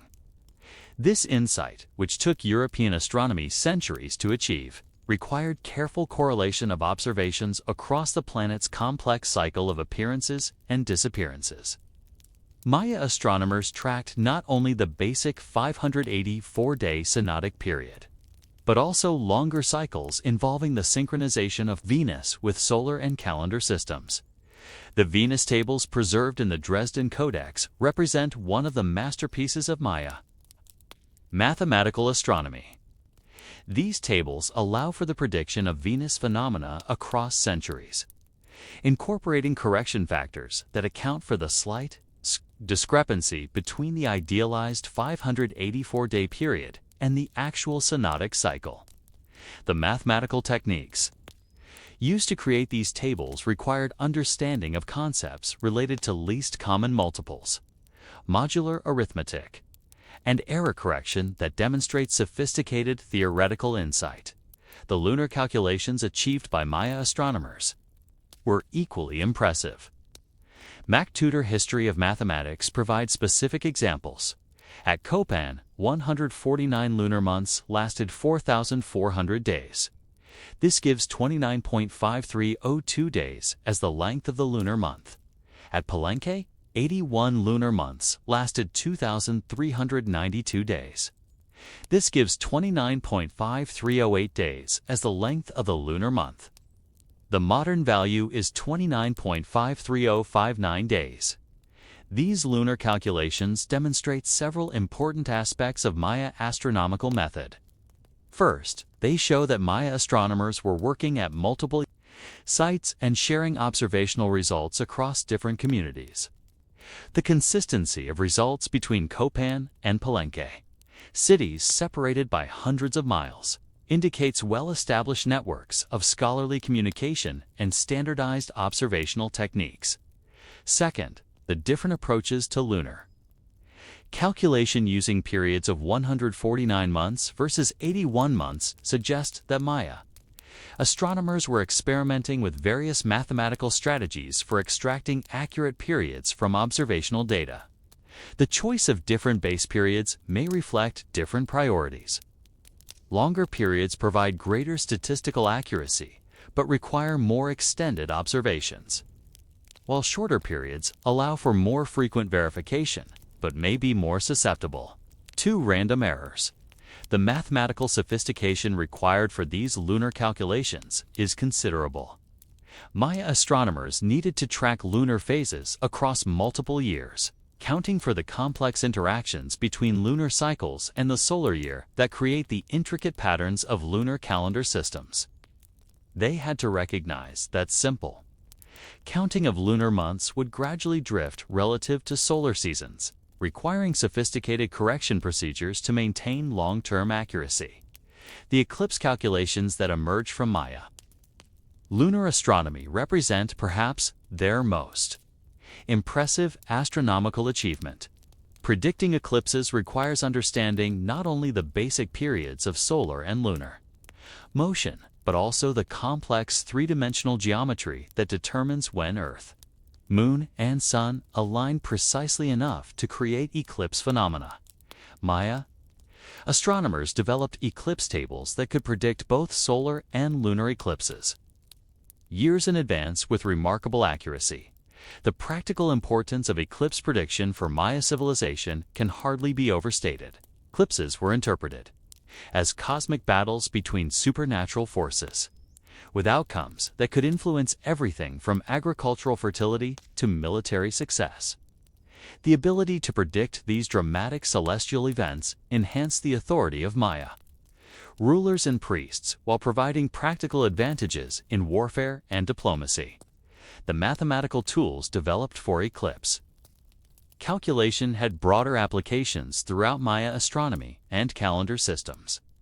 The same techniques used to synchronize lunar cycles with solar years could be applied to coordinate multiple calendar systems, integrate astronomical observations with historical chronology, and develop the complex ritual schedules that governed Maya religious life.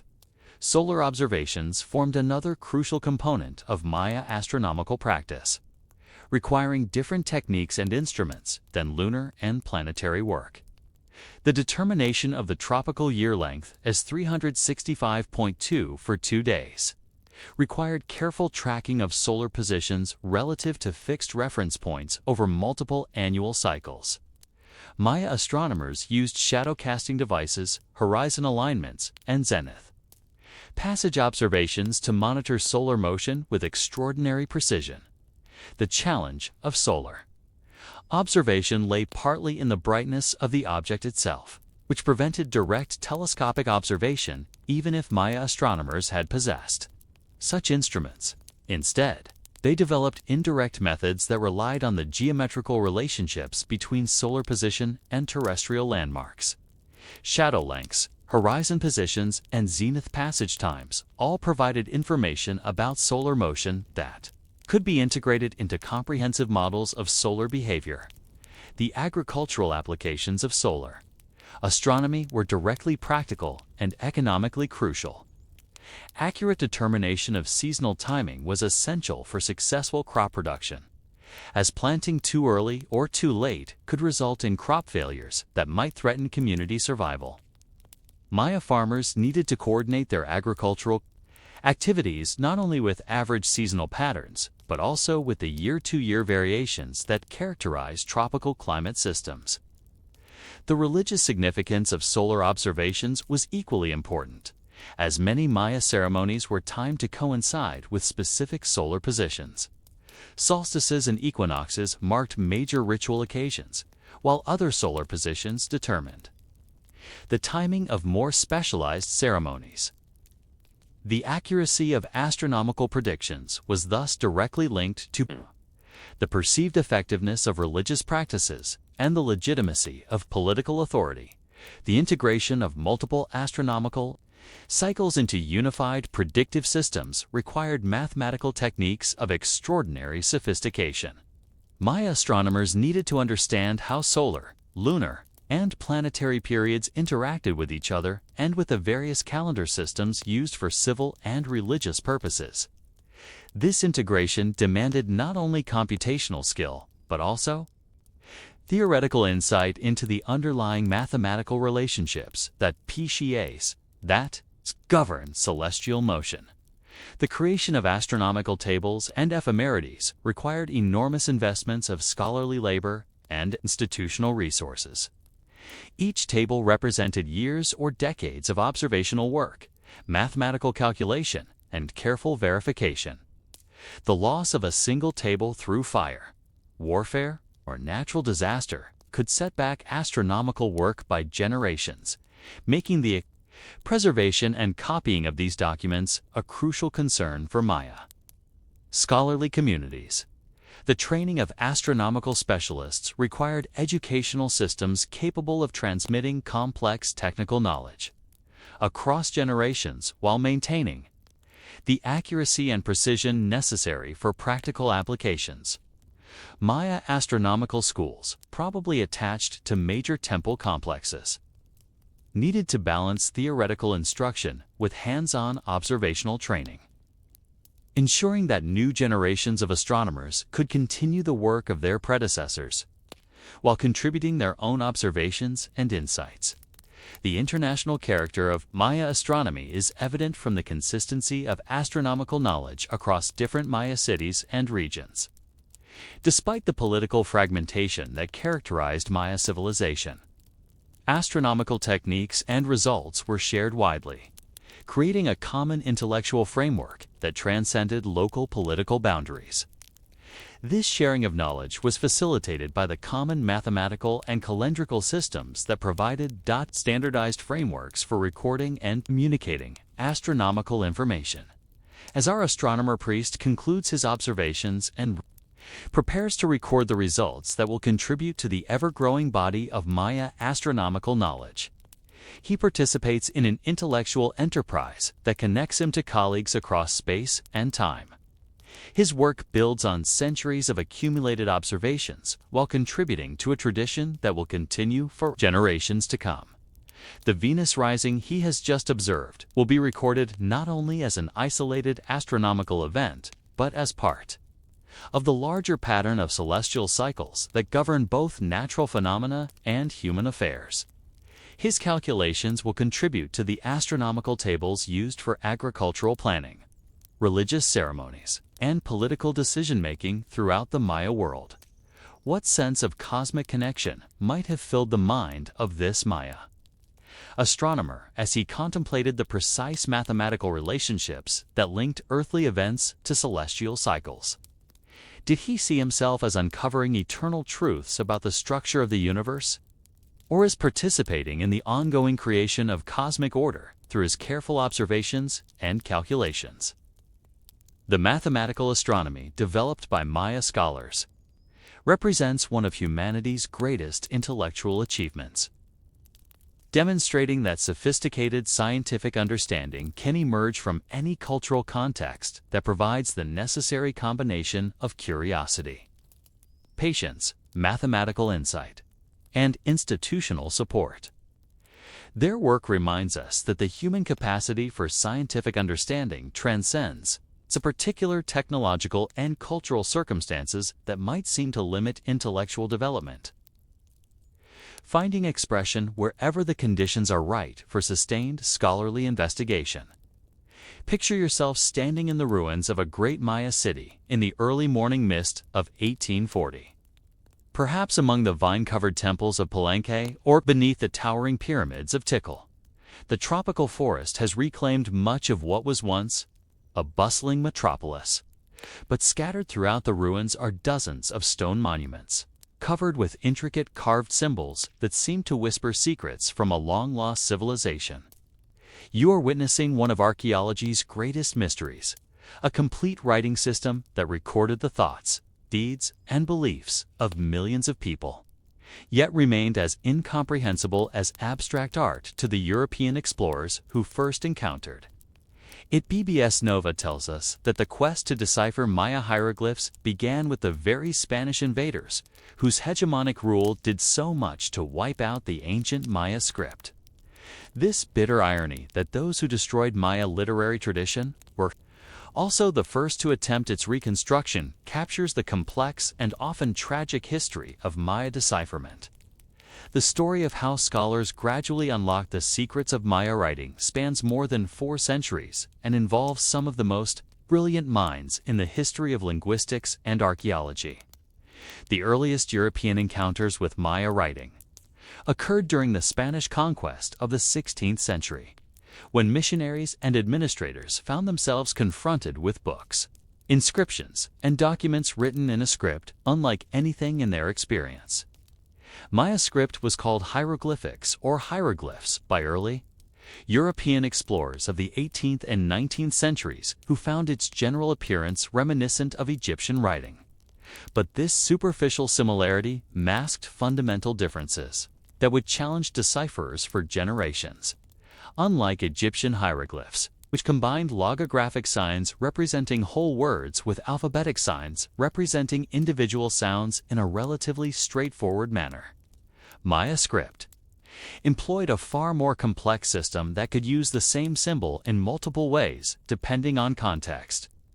A single glyph might function as a logogram representing an entire word, as a syllabic sign representing a particular sound combination, or as a semantic determinative clarifying the meaning of adjacent signs.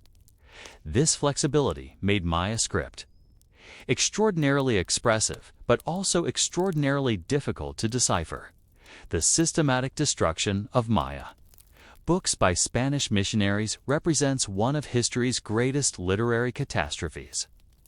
Diego de Landa, the Franciscan bishop of Yucatan, ordered the burning of thousands of Maya codices in 1562, declaring them works of the devil that needed to be destroyed to facilitate Christian conversion. In a single afternoon at the town of Mahoney, centuries of accumulated Maya learning went up in smoke. Astronomical tables, historical chronicles, religious texts, poetry, and scientific treatises that represented the intellectual achievements of one of the world's most sophisticated civilizations. Yet paradoxically, it was Diego de Landa himself who provided one of the most crucial keys to Maya decipherment. His manuscript Relation de las Cosas de Yucatan, written around Iwulilil, contained detailed descriptions of Maya calendar systems, religious practices, and most importantly, what appeared to be a Maya alphabet showing the hieroglyphic equivalents of Spanish letters. PBS Nova notes that, although this alphabet was fundamentally misconceived, Maya script was not alphabetic preserved. Crucial information about the phonetic values of Maya signs that would prove essential to later decipherment efforts. The centuries following the Spanish conquest saw sporadic attempts to understand Maya writing, but progress was painfully slow. European scholars approached Maya script with assumptions derived from their experience with alphabetic writing systems, expecting to find direct correspondences between symbols and sounds that simply didn't exist in the Maya system. The complexity and flexibility of Maya writing defeated these early attempts, leading many scholars to conclude that the symbols were purely pictographic or symbolic rather than representing actual language. The first breakthrough came in the early 19th century when Alexander von Humboldt published accurate drawings of Maya inscriptions that allowed European scholars to study Maya writing systematically for the first time. These publications revealed the extraordinary artistic sophistication of Maya script while also demonstrating that the symbols followed consistent patterns and rules that suggested genuine writing rather than mere decoration. Constantine Rafinesque, an eccentric American scholar, made the first serious attempt at Maya decipherment in the 1820s, correctly identifying some calendar glyphs and recognizing that Maya script combined different types of signs.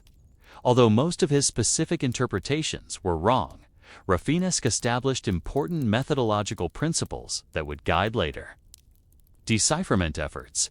Systematic comparison of inscriptions from different sites, attention to contextual patterns, and recognition that Maya script was a genuine writing system rather than simple pictography. The work that truly launched modern Maya decipherment began in the 1880s with the German librarian Ernst Förstmann, who devoted decades to analyzing the Dresden Codex, one of only 4 Maya books to survive the Spanish conquest. PBS Nova notes that Förstmann's painstaking analysis revealed the mathematical and astronomical sophistication of Maya writing, demonstrating that the codex contained complex tables for predicting eclipses, tracking Venus cycles, and coordinating multiple calendar systems. Förstmann's achievement was remarkable not only for its technical accuracy, but also for its methodological sophistication. Working without knowledge of Maya languages and with only limited comparative material, he managed to crack the mathematical code that underlay Maya astronomical texts. His identification of Mayan number systems, calendar cycles, and astronomical periods provided the foundation for all subsequent decipherment work, while demonstrating that Maya writing recorded genuine scientific and mathematical knowledge.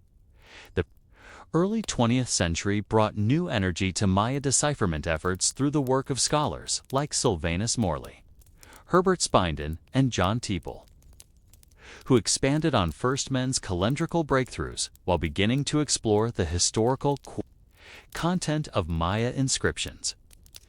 These scholars recognized that many Maya texts contained dates and personal names, suggesting that the inscriptions recorded historical events rather than purely religious or mythological content.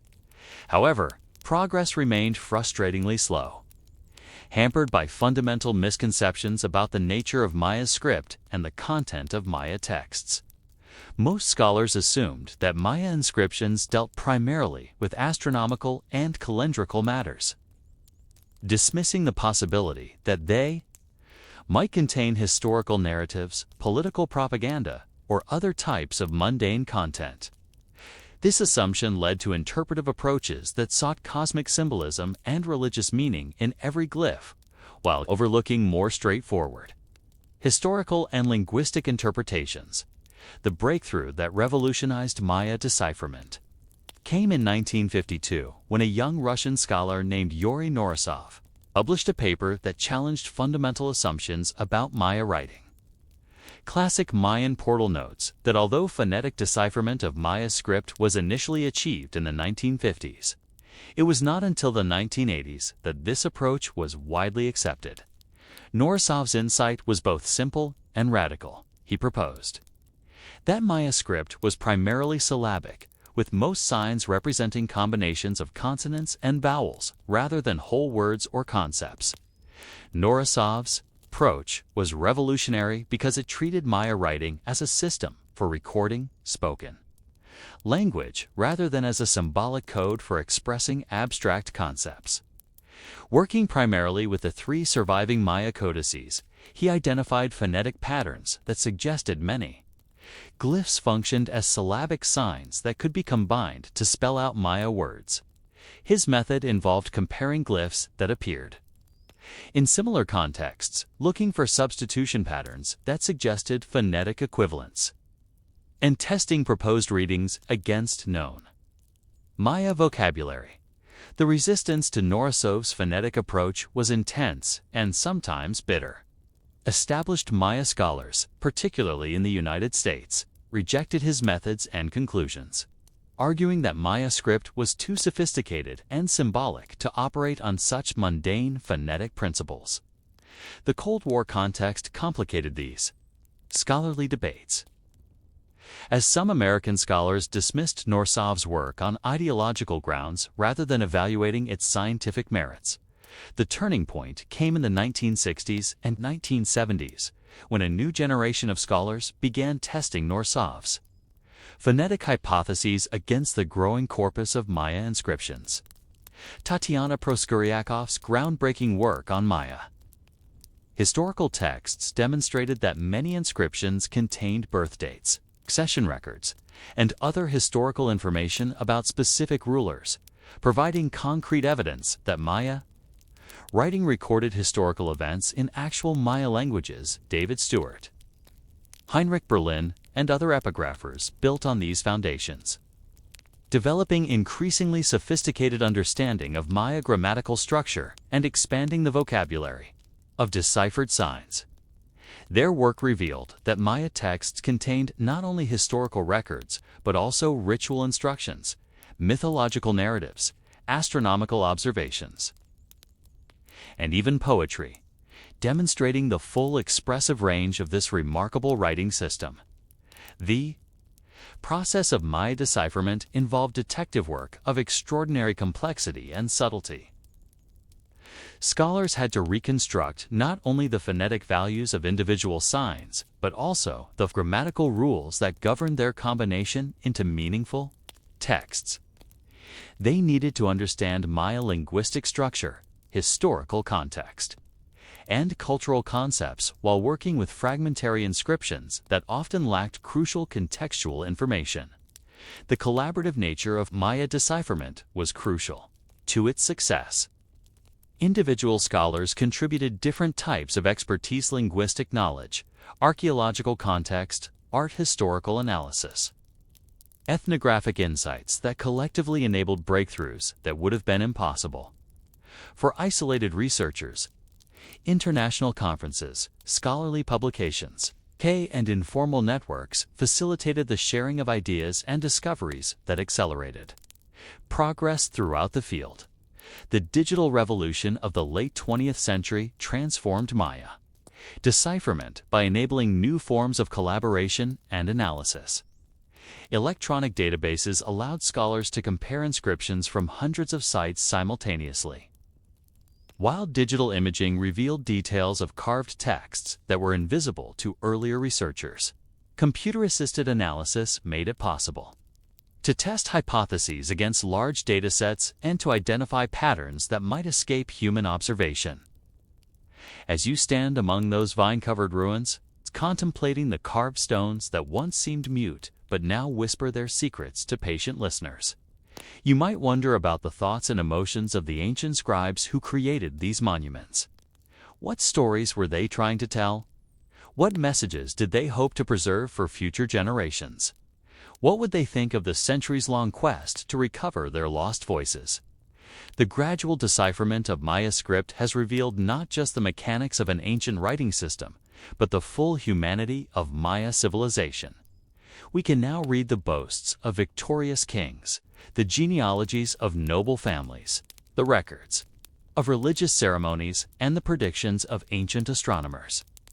The stones speak of triumph and defeat, of cosmic cycles and human ambition, of the eternal struggle to create meaning and preserve memory in the face of time's relentless passage.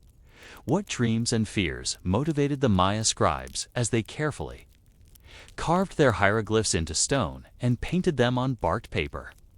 Did they imagine that their work would survive for centuries, waiting for patient scholars to unlock its secrets and restore their voices to the world? In the hushed atmosphere of the Peabody Museum at Harvard University in 1973, a young graduate student named David Stewart bent over a photograph of a Maya inscription, his eyes moving methodically across the rows of intricate glyphs that had puzzled scholars for generations. At the age of 8, Stewart had already shown an uncanny ability to recognize patterns in Maya writing that escaped seasoned researchers. Now, as a teenager, he was about to make discoveries that would revolutionize our understanding of Maya civilization and demonstrate the power of fresh perspectives in solving ancient mysteries. The photograph before Stewart showed an inscription from Palenque, the elegant Maya city nestled in the hills of Chiapas, Mexico. To most observers, the glyphs would appear as beautiful but incomprehensible artistic designs. But Stewart's trained eye could now recognize many individual signs and understand their grammatical relationships. He was part of a new generation of Maya epigraphers who had grown up with Yuri Norisov's phonetic approach and were pushing Maya decipherment into previously unimaginable territory. Classic Mayan Portal tells us that although phonetic decipherment of Maya script was initially achieved in the 1950s, it was not until the 1980s that this approach was widely accepted by the broader scholarly community. The 2 decades between Norisov's breakthrough and its general acceptance were filled with intellectual battles, methodological innovations, and gradual accumulation of evidence that would eventually vindicate the phonetic approach and transform Maya studies. The resistance to phonetic decipherment was rooted in deeply held assumptions about Maya civilization and the nature of Maya writing. For decades, scholars had viewed Maya script as primarily ideographic or symbolic, believing that the glyphs represented concepts and ideas rather than the sounds of spoken language. This view was reinforced by the undeniable sophistication of Maya art and the apparent complexity of Maya religious and philosophical thought. The breakthrough that began to change scholarly opinion came from an unexpected source: Tatiana Proskuryakov, a Russian-American archaeologist who approached Maya inscriptions from an art historical rather than linguistic perspective. Working at the Carnegie Institution in the 1950s and 1960s, Proskuriov began to notice patterns in Maya. Inscriptions that suggested they contained historical information about specific individuals. Rather than timeless mythological or astronomical content, Proskuriakov's method was elegantly simple but revolutionary in its implications. She studied the distribution of dates in Maya inscriptions, looking for patterns that might reveal their content and purpose. At the site of Pedras Negras, she noticed that certain monuments contained sequences of dates that fell within human lifespans, suggesting that they might record the births, accessions, marriages, age, and deaths of individual rulers rather than cosmic cycles or mythological events. Her hypothesis was that Maya stele functioned essentially as royal obituaries, recording the major events in the lives of specific kings and queens. To test this idea, she looked for glyphs that appeared consistently in association with early dates which might represent births, and others that appeared with later dates which might represent deaths or accessions to power. Her analysis revealed recurring patterns that strongly supported her historical interpretation. The implications of Proskuriakov's work were enormous. If Maya inscriptions recorded historical events in chronological order, then they must represent actual Maya language rather than symbolic or ideographic notation. This realization provided crucial support for Norosov's phonetic approach while opening up entirely new avenues for understanding Maya texts. The inscriptions were not timeless religious meditations, but historical documents that could reveal the political, social, and cultural dynamics of ancient Maya civilization. The collaboration between Proskuriakov's historical approach and Norosov's phonetic method created a powerful synergy that accelerated progress throughout the 1960s and 1970s. Scholars could now test phonetic readings against historical context, using the known sequence of rulers and events to evaluate proposed decisions. Conversely, successful phonetic readings could reveal new historical information that expanded our understanding of Maya political and social organization. Heinrich Berlin made another crucial breakthrough in the 1950s with his identification of emblem glyphs, hieroglyphic compounds that appeared to function as titles or place names associated with specific Maya cities. Berlin recognized that certain glyph combinations appeared consistently at particular archaeological sites, but not at others, suggesting that they identified political entities or geographical locations. This discovery provided crucial evidence for the historical content of Maya texts while also revealing the political fragmentation that characterized classic period Maya civilization. The emblem glyph discovery had important methodological implications for Maya decipherment. It demonstrated that many Maya texts contained proper names and political titles, providing concrete reference points that could anchor phonetic readings. If scholars could identify the names of cities and rulers, they could work backward to determine the phonetic values of the glyphs used to write them. Peter Matthews and Linda Skill made major contributions to Maya decipherment in the 1970s through Maya-Skazes. Their systematic analysis of royal titles and genealogical relationships recorded in Maya inscriptions. Working primarily at Palenque, they developed techniques for tracing dynastic succession across multiple generations, revealing complex patterns of inheritance, intermarriage, and political alliance that had previously been invisible. Skills work was particularly important because she approached Maya texts as a native speaker of a modern Maya language she had learned KL as a Peace Corps volunteer, giving her insights into Maya grammatical structure and cultural concepts that were unavailable to scholars working only with reconstructed ancient forms. Her ability to think in Maya linguistic categories allowed her to recognize grammatical patterns and semantic relationships that escaped researchers who approached Maya texts through Indo-European linguistic frameworks. The workshops organized by Skill and Matthews at the University of Texas became crucial venues for training new generations of Maya epigraphers, and for disseminating new discoveries throughout the scholarly community. These informal gatherings brought together linguists, archaeologists, art historians, and ethnographies, creating the interdisciplinary collaboration that was essential for making progress on such complex problems. David Stewart's contributions to Maya decipherment began when he was still a child, demonstrating the value of fresh perspectives unencumbered by established assumptions. His father, George Stewart, was an archaeologist who encouraged his son's interest in Maya writing, providing him with access to inscriptions and scholarly literature that most children never encounter. By the time David was 10 years old, he was making original contributions to Maya decipherment that impressed professional scholars. Stewart's youthful success illustrates important points about the nature of Maya decipherment. The work required pattern recognition skills, linguistic intuition, and creative thinking that were not necessarily correlated with formal academic training or professional experience. Some of the field's most important breakthroughs came from individuals who approached Maya writing with fresh eyes, unencumbered by the assumptions and methodological constraints that sometimes limited more experienced researchers. The 1970s and 1980s saw accelerating progress in Maya decipherment as phonetic methods proved their value and new discoveries built upon earlier foundations.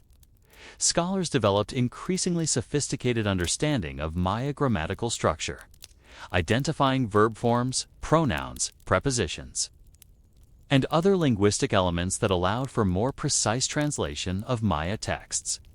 The vocabulary of deciphered glyphs expanded rapidly, encompassing not only historical and astronomical terms, but also kinship relationships, religious concepts, and geographical names. Stephen Houston made crucial contributions to understanding Maya verb morphology and grammatical structure, revealing the sophisticated linguistic system that underlay Maya texts. His work demonstrated that Maya script could record the full complexity of spoken Maya languages, including grammatical particles, verbal aspects, and syntactic relationships that had previously been considered impossible to represent in pre-Columbian writing systems. The growing sophistication of Maya decipherment created new possibilities for understanding Maya culture and society. Scholars could now read royal genealogies that revealed patterns of dynastic succession and political alliance. They could analyze the language used to describe military victories, religious ceremonies, and diplomatic relationships.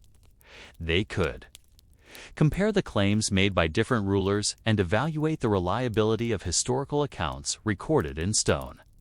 The decipherment of Maya creation mythology represented another major breakthrough, revealing sophisticated cosmological concepts that had been preserved in both ancient texts and modern Maya oral traditions. The Popol Vuh, a colonial period Maya manuscript, could now be compared with ancient hieroglyphic texts, showing remarkable continuities in Maya religious thought across more than 1,000 years. The technical challenges of Maya decipherment were enormous and required innovative solutions. Maya script used hundreds of different signs, many of which could function in multiple ways depending on context. The same glyph might represent a whole word, a syllabic sound, or a semantic classifier, requiring decipherers to understand not only the phonetic values of individual signs, but also the grammatical and contextual rules that govern their usage. The development of epigraphic databases and concordances was crucial for managing the growing corpus of Maya texts and for facilitating comparative analysis across different sites and time periods.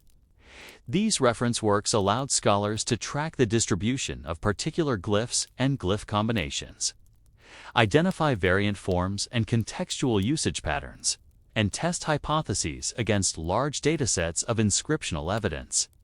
Computer technology began to play an increasingly important role in Maya decipherment during the 1980s and 1990s, enabling new forms of analysis and collaboration that had previously been impossible. Digital imaging revealed details of carved and painted texts that were invisible to earlier researchers, while electronic databases made it possible to search. Through thousands of inscriptions for specific patterns and relationships, the international character of Maya decipherment efforts was crucial to their success. Scholars from different countries brought different perspectives, methodological approaches, and theoretical frameworks that collectively advanced understanding beyond what any single research tradition could have achieved. Mexican, American, European, and Russian scholars all made essential contributions, creating a truly international enterprise that transcended political and cultural boundaries. The ethical dimensions of Maya decipherment became increasingly important as the field matured and as Maya communities became more involved in research on their own cultural heritage. Contemporary Maya peoples have legitimate interests in how their ancestral writing system is studied and interpreted, and their linguistic and cultural knowledge has proved invaluable for understanding ancient texts. The training of Maya scholars from contemporary Maya communities has become a priority for many research institutions.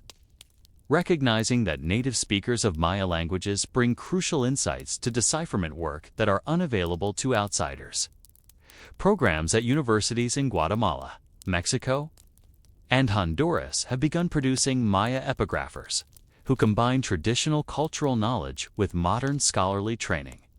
As you observe this young scholar working late into the night, surrounded by photographs, drawings, and notes that represent decades of collaborative effort, you might wonder about the personal motivations that drive such dedicated work. What satisfaction comes from slowly unlocking the secrets of an ancient writing system? What sense of connection to the past motivates researchers to spend years puzzling over individual glyphs and grammatical relationships?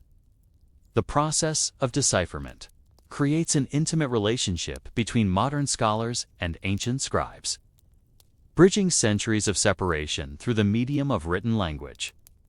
Each successful reading represents not just an intellectual achievement, but also a restoration of lost voices, a recovery of human thoughts and experiences that had been silenced by time and historical catastrophe. What conversations might David Stewart have imagined having with the Maya scribes whose work he studied so intently? What questions would he ask about their methods, their motivations, and their understanding of the world they recorded so carefully in stone and bark paper? As dawn breaks over the modern Maya community of San Bartolo in Guatemala, Demetrio Coti, a young Maya man trained in both traditional knowledge and modern epigraphy, prepares for another day of working with the ancient texts that connect him to his ancestors across more than 1,000 years. Unlike the European and American scholars who dominated Maya decipherment for most of the 20th century, Coti brings to his work not only technical training, but also native fluency in a Maya language and deep cultural knowledge that allows him to understand nuances of meaning invisible to outside researchers. The transformation of Maya decipherment from a primarily European and American academic enterprise to a truly international collaboration that includes Maya scholars represents one of the most significant developments in the field's recent history. Classic Mayan portal notes that by the 1980s, phonetic decipherment methods had gained wide acceptance. But the real revolution came when contemporary Maya peoples began participating directly in the study of their own ancestral writing system, Kojti's. Morning routine includes reading both ancient Maya texts and modern Maya newspapers, a juxtaposition that would have seemed impossible just decades ago. The revival of Maya writing in contemporary communities has created new contexts for understanding ancient script while demonstrating the continuity of Maya intellectual traditions. Children in some Maya communities now learn to read and write both their ancestral hieroglyphs and modern alphabetic script, creating a bridge between past and present that enriches both traditions. The inclusion of Maya voices in decipherment work has revealed aspects of ancient texts that had previously been overlooked or misunderstood. Native speakers of Maya languages bring intuitive understanding of grammatical structures, cultural concepts, and semantic relationships that can illuminate ambiguous passages in ancient inscriptions. Recognize metaphorical expressions. Religious concepts and cultural practices that might escape scholars working only with reconstructed linguistic forms. For example, the Maya concept of K, often translated simply as God or divine, carries complex connotations in Maya languages that affect how we should understand royal titles and religious texts. Maya speakers understand that K implies not just divine status, but also the life force that animates all natural phenomena, suggesting that ancient Maya rulers claimed authority not as mere political leaders, but as conduits for cosmic energy that sustained their communities. The collaborative decipherment work of the late 20th and early 21st centuries has revealed Maya texts to be far more diverse and sophisticated than earlier scholars had imagined. We now know that Maya scribes recorded not only historical events and astronomical observations, but also poetry, political propaganda, religious instruction, legal documents, and even personal correspondence. The inscriptions speak with individual voices that reveal the full humanity of ancient Maya civilization. One of the most remarkable discoveries has been the recitation of individual scribes and their distinctive stylistic characteristics. Just as art historians can recognize the work of particular painters through their technique and style, Maya epigraphers can now identify the hands of specific scribes through their choice of glyph variants, spelling conventions, and artistic preferences. This recognition of individual authorship has transformed our understanding of Maya. Texts from anonymous cultural products to personal expressions created by identifiable individuals. The Maya scribe, Itzamni Balam, worked at the city of Yaxchilan in the 8th century CE, exemplifies the sophisticated literary culture that Maya decipherment has revealed. His inscriptions display remarkable artistic skill and linguistic sophistication, combining historical narrative with religious symbolism and poetic expression. We can trace his career across multiple monuments, watching his style evolve and mature while documenting the political and religious events of his time. The personal voice that emerges from Itzamni Balam's inscriptions reveals a complex individual who took pride in his craft while serving the political and religious needs of his royal patrons. His texts display subtle humor, cultural references that would have been understood by educated Maya audiences, and artistic innovations that influenced later scribes. Reading his work creates an almost intimate connection across 13 centuries of separation. The decipherment of Maya poetry has been one of the most exciting recent developments in the field, revealing sophisticated literary traditions that were previously invisible. Maya scribes used complex metaphorical language, parallel verse structures, and intricate wordplay that demonstrate remarkable artistic achievement. Religious texts employ poetic devices that create multiple layers of meaning, allowing for both literal and metaphorical interpretation that enrich their spiritual and ceremonial functions. The Maya creation epic, preserved in the Popol Vuh, has gained new significance through comparison with ancient hieroglyphic texts that preserve variant versions of the same mythological narratives. We can now see how Maya creation mythology evolved over time while maintaining core themes and structural elements that provided cultural continuity across centuries of political and social change. The political dimensions of Maya texts have become increasingly clear as decipherment has progressed, revealing complex networks of alliance, warfare, and diplomatic relationships that connected Maya cities across vast distances. Royal inscriptions record not only military victories, but also marriage alliances, trade agreements, and ceremonial exchanges that maintained the political system of competing city-states. The inscriptions of Lady Six Skywalk Channel, a jaw of Naranjo, provide fascinating glimpses into Maya gender relations and political strategy. This powerful queen ruled in her own right during the 7th century CE, commissioning monuments that celebrate her military victories and political achievements. Her inscriptions challenge assumptions about gender roles in ancient Maya society, while revealing the complex strategies that female rulers used to legitimize their authority. The decipherment of economic texts has revealed sophisticated systems of tribute, trade, and resource management that sustained Maya civilization. Administrative records describe the movement of goods across regional trade networks, the collection of tribute from subject communities, and the organization of labor for major construction projects. These mundane documents provide crucial insights into the practical mechanisms that supported Maya political and social organization. Maya medical and scientific texts, preserved primarily in colonial period documents, but with clear roots in ancient traditions, demonstrate sophisticated understanding of anatomy, pharmacology, and therapeutic techniques. The correlation of these texts with ancient hieroglyphic inscriptions has revealed continuities in Maya medical knowledge that span more than a millennium, suggesting that ancient Maya physicians possessed detailed knowledge of human physiology and effective treatments for various ailments. The astronomical texts that first attracted scholarly attention to Maya writing have proven even more sophisticated than early researchers realized.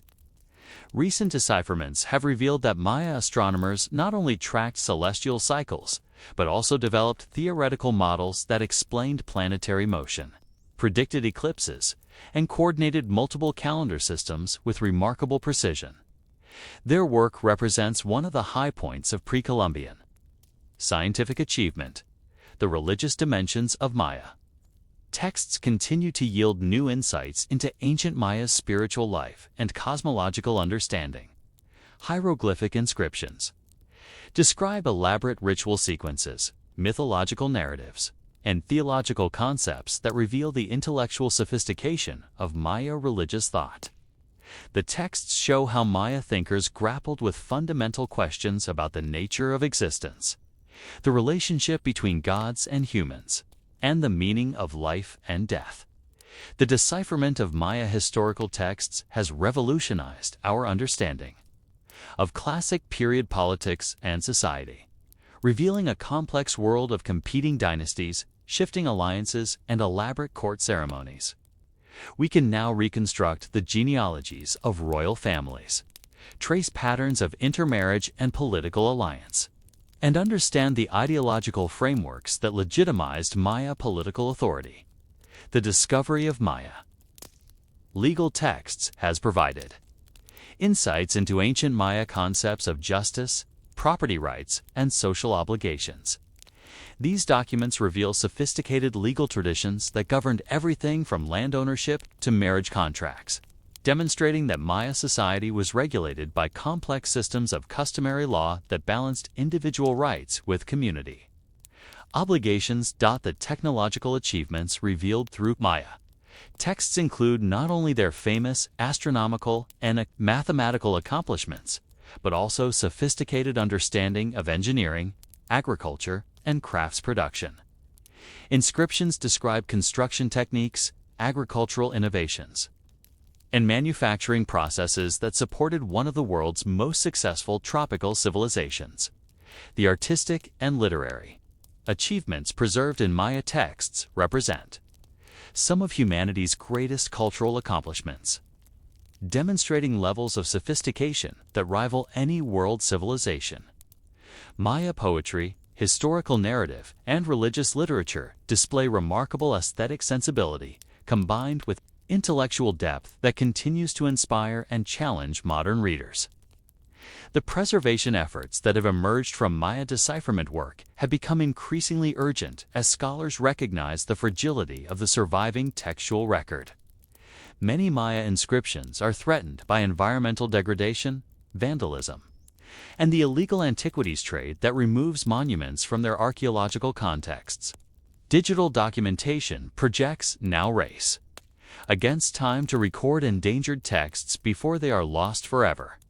The educational dimensions of Maya decipherment have expanded dramatically as the field has matured with university programs, museum exhibitions, and community workshops making Maya writing accessible to broader audiences. Children in Maya communities learn about their ancestral writing system as part of cultural education programs that strengthen ethnic identity while preserving traditional knowledge. The future of Maya decipherment promises continued revelations. As new texts are discovered, digital technologies enable new forms of analysis, and Maya communities become increasingly involved in studying their own cultural heritage. Recent archaeological discoveries have uncovered previously unknown inscriptions that may contain information about Maya history, religion, and science that will expand our understanding of this remarkable civilization. The collaborative nature of contemporary Maya decipherment reflects broader changes in archaeological and anthropological practice that emphasize community participation, cultural sensitivity, and indigenous rights. Maya communities now play active roles in research design, interpretation, and dissemination of results, ensuring that decipherment work serves their interests as well as those of the international scholarly community. As Demetrio Coty concludes his day's work with the ancient texts, comparing hieroglyphic inscriptions with traditional oral histories preserved in his community, he participates in a remarkable conversation across time that connects contemporary Maya peoples with their ancestors through the medium of written language. His work represents not just scholarly achievement, but also cultural recovery, restoring voices that were silenced by centuries of colonization and cultural suppression. The stones that once seemed mute now speak with countless voices: rulers and scribes, priests and astronomers, warriors and artists telling stories of triumph and defeat, love and loss, cosmic speculation and human ambition. Through the patient work of decipherment, we have recovered not just information about the past, but the full humanity of ancient Maya civilization, with all its complexity, sophistication, and enduring relevance for contemporary world. What conversations might Demetrio Coty imagine having with the ancient scribes whose work he studies? What questions would they ask each other about the changes and continuities that connect their worlds across more than 1,000 years of separation? How would the ancient scribes react to learning that their carefully carved monuments would eventually speak again to their descendants in a future they could never have imagined? The decipherment of Maya writing stands as one of archaeology's greatest achievements, demonstrating that patient scholarly work can recover even the most complex aspects of lost civilizations. The voices that emerge from the stones remind us that human creativity, intelligence, and cultural achievement transcend the particular historical circumstances that might seem to limit their expression. Finding ways to communicate across the centuries with anyone patient enough to listen to their whispered secrets.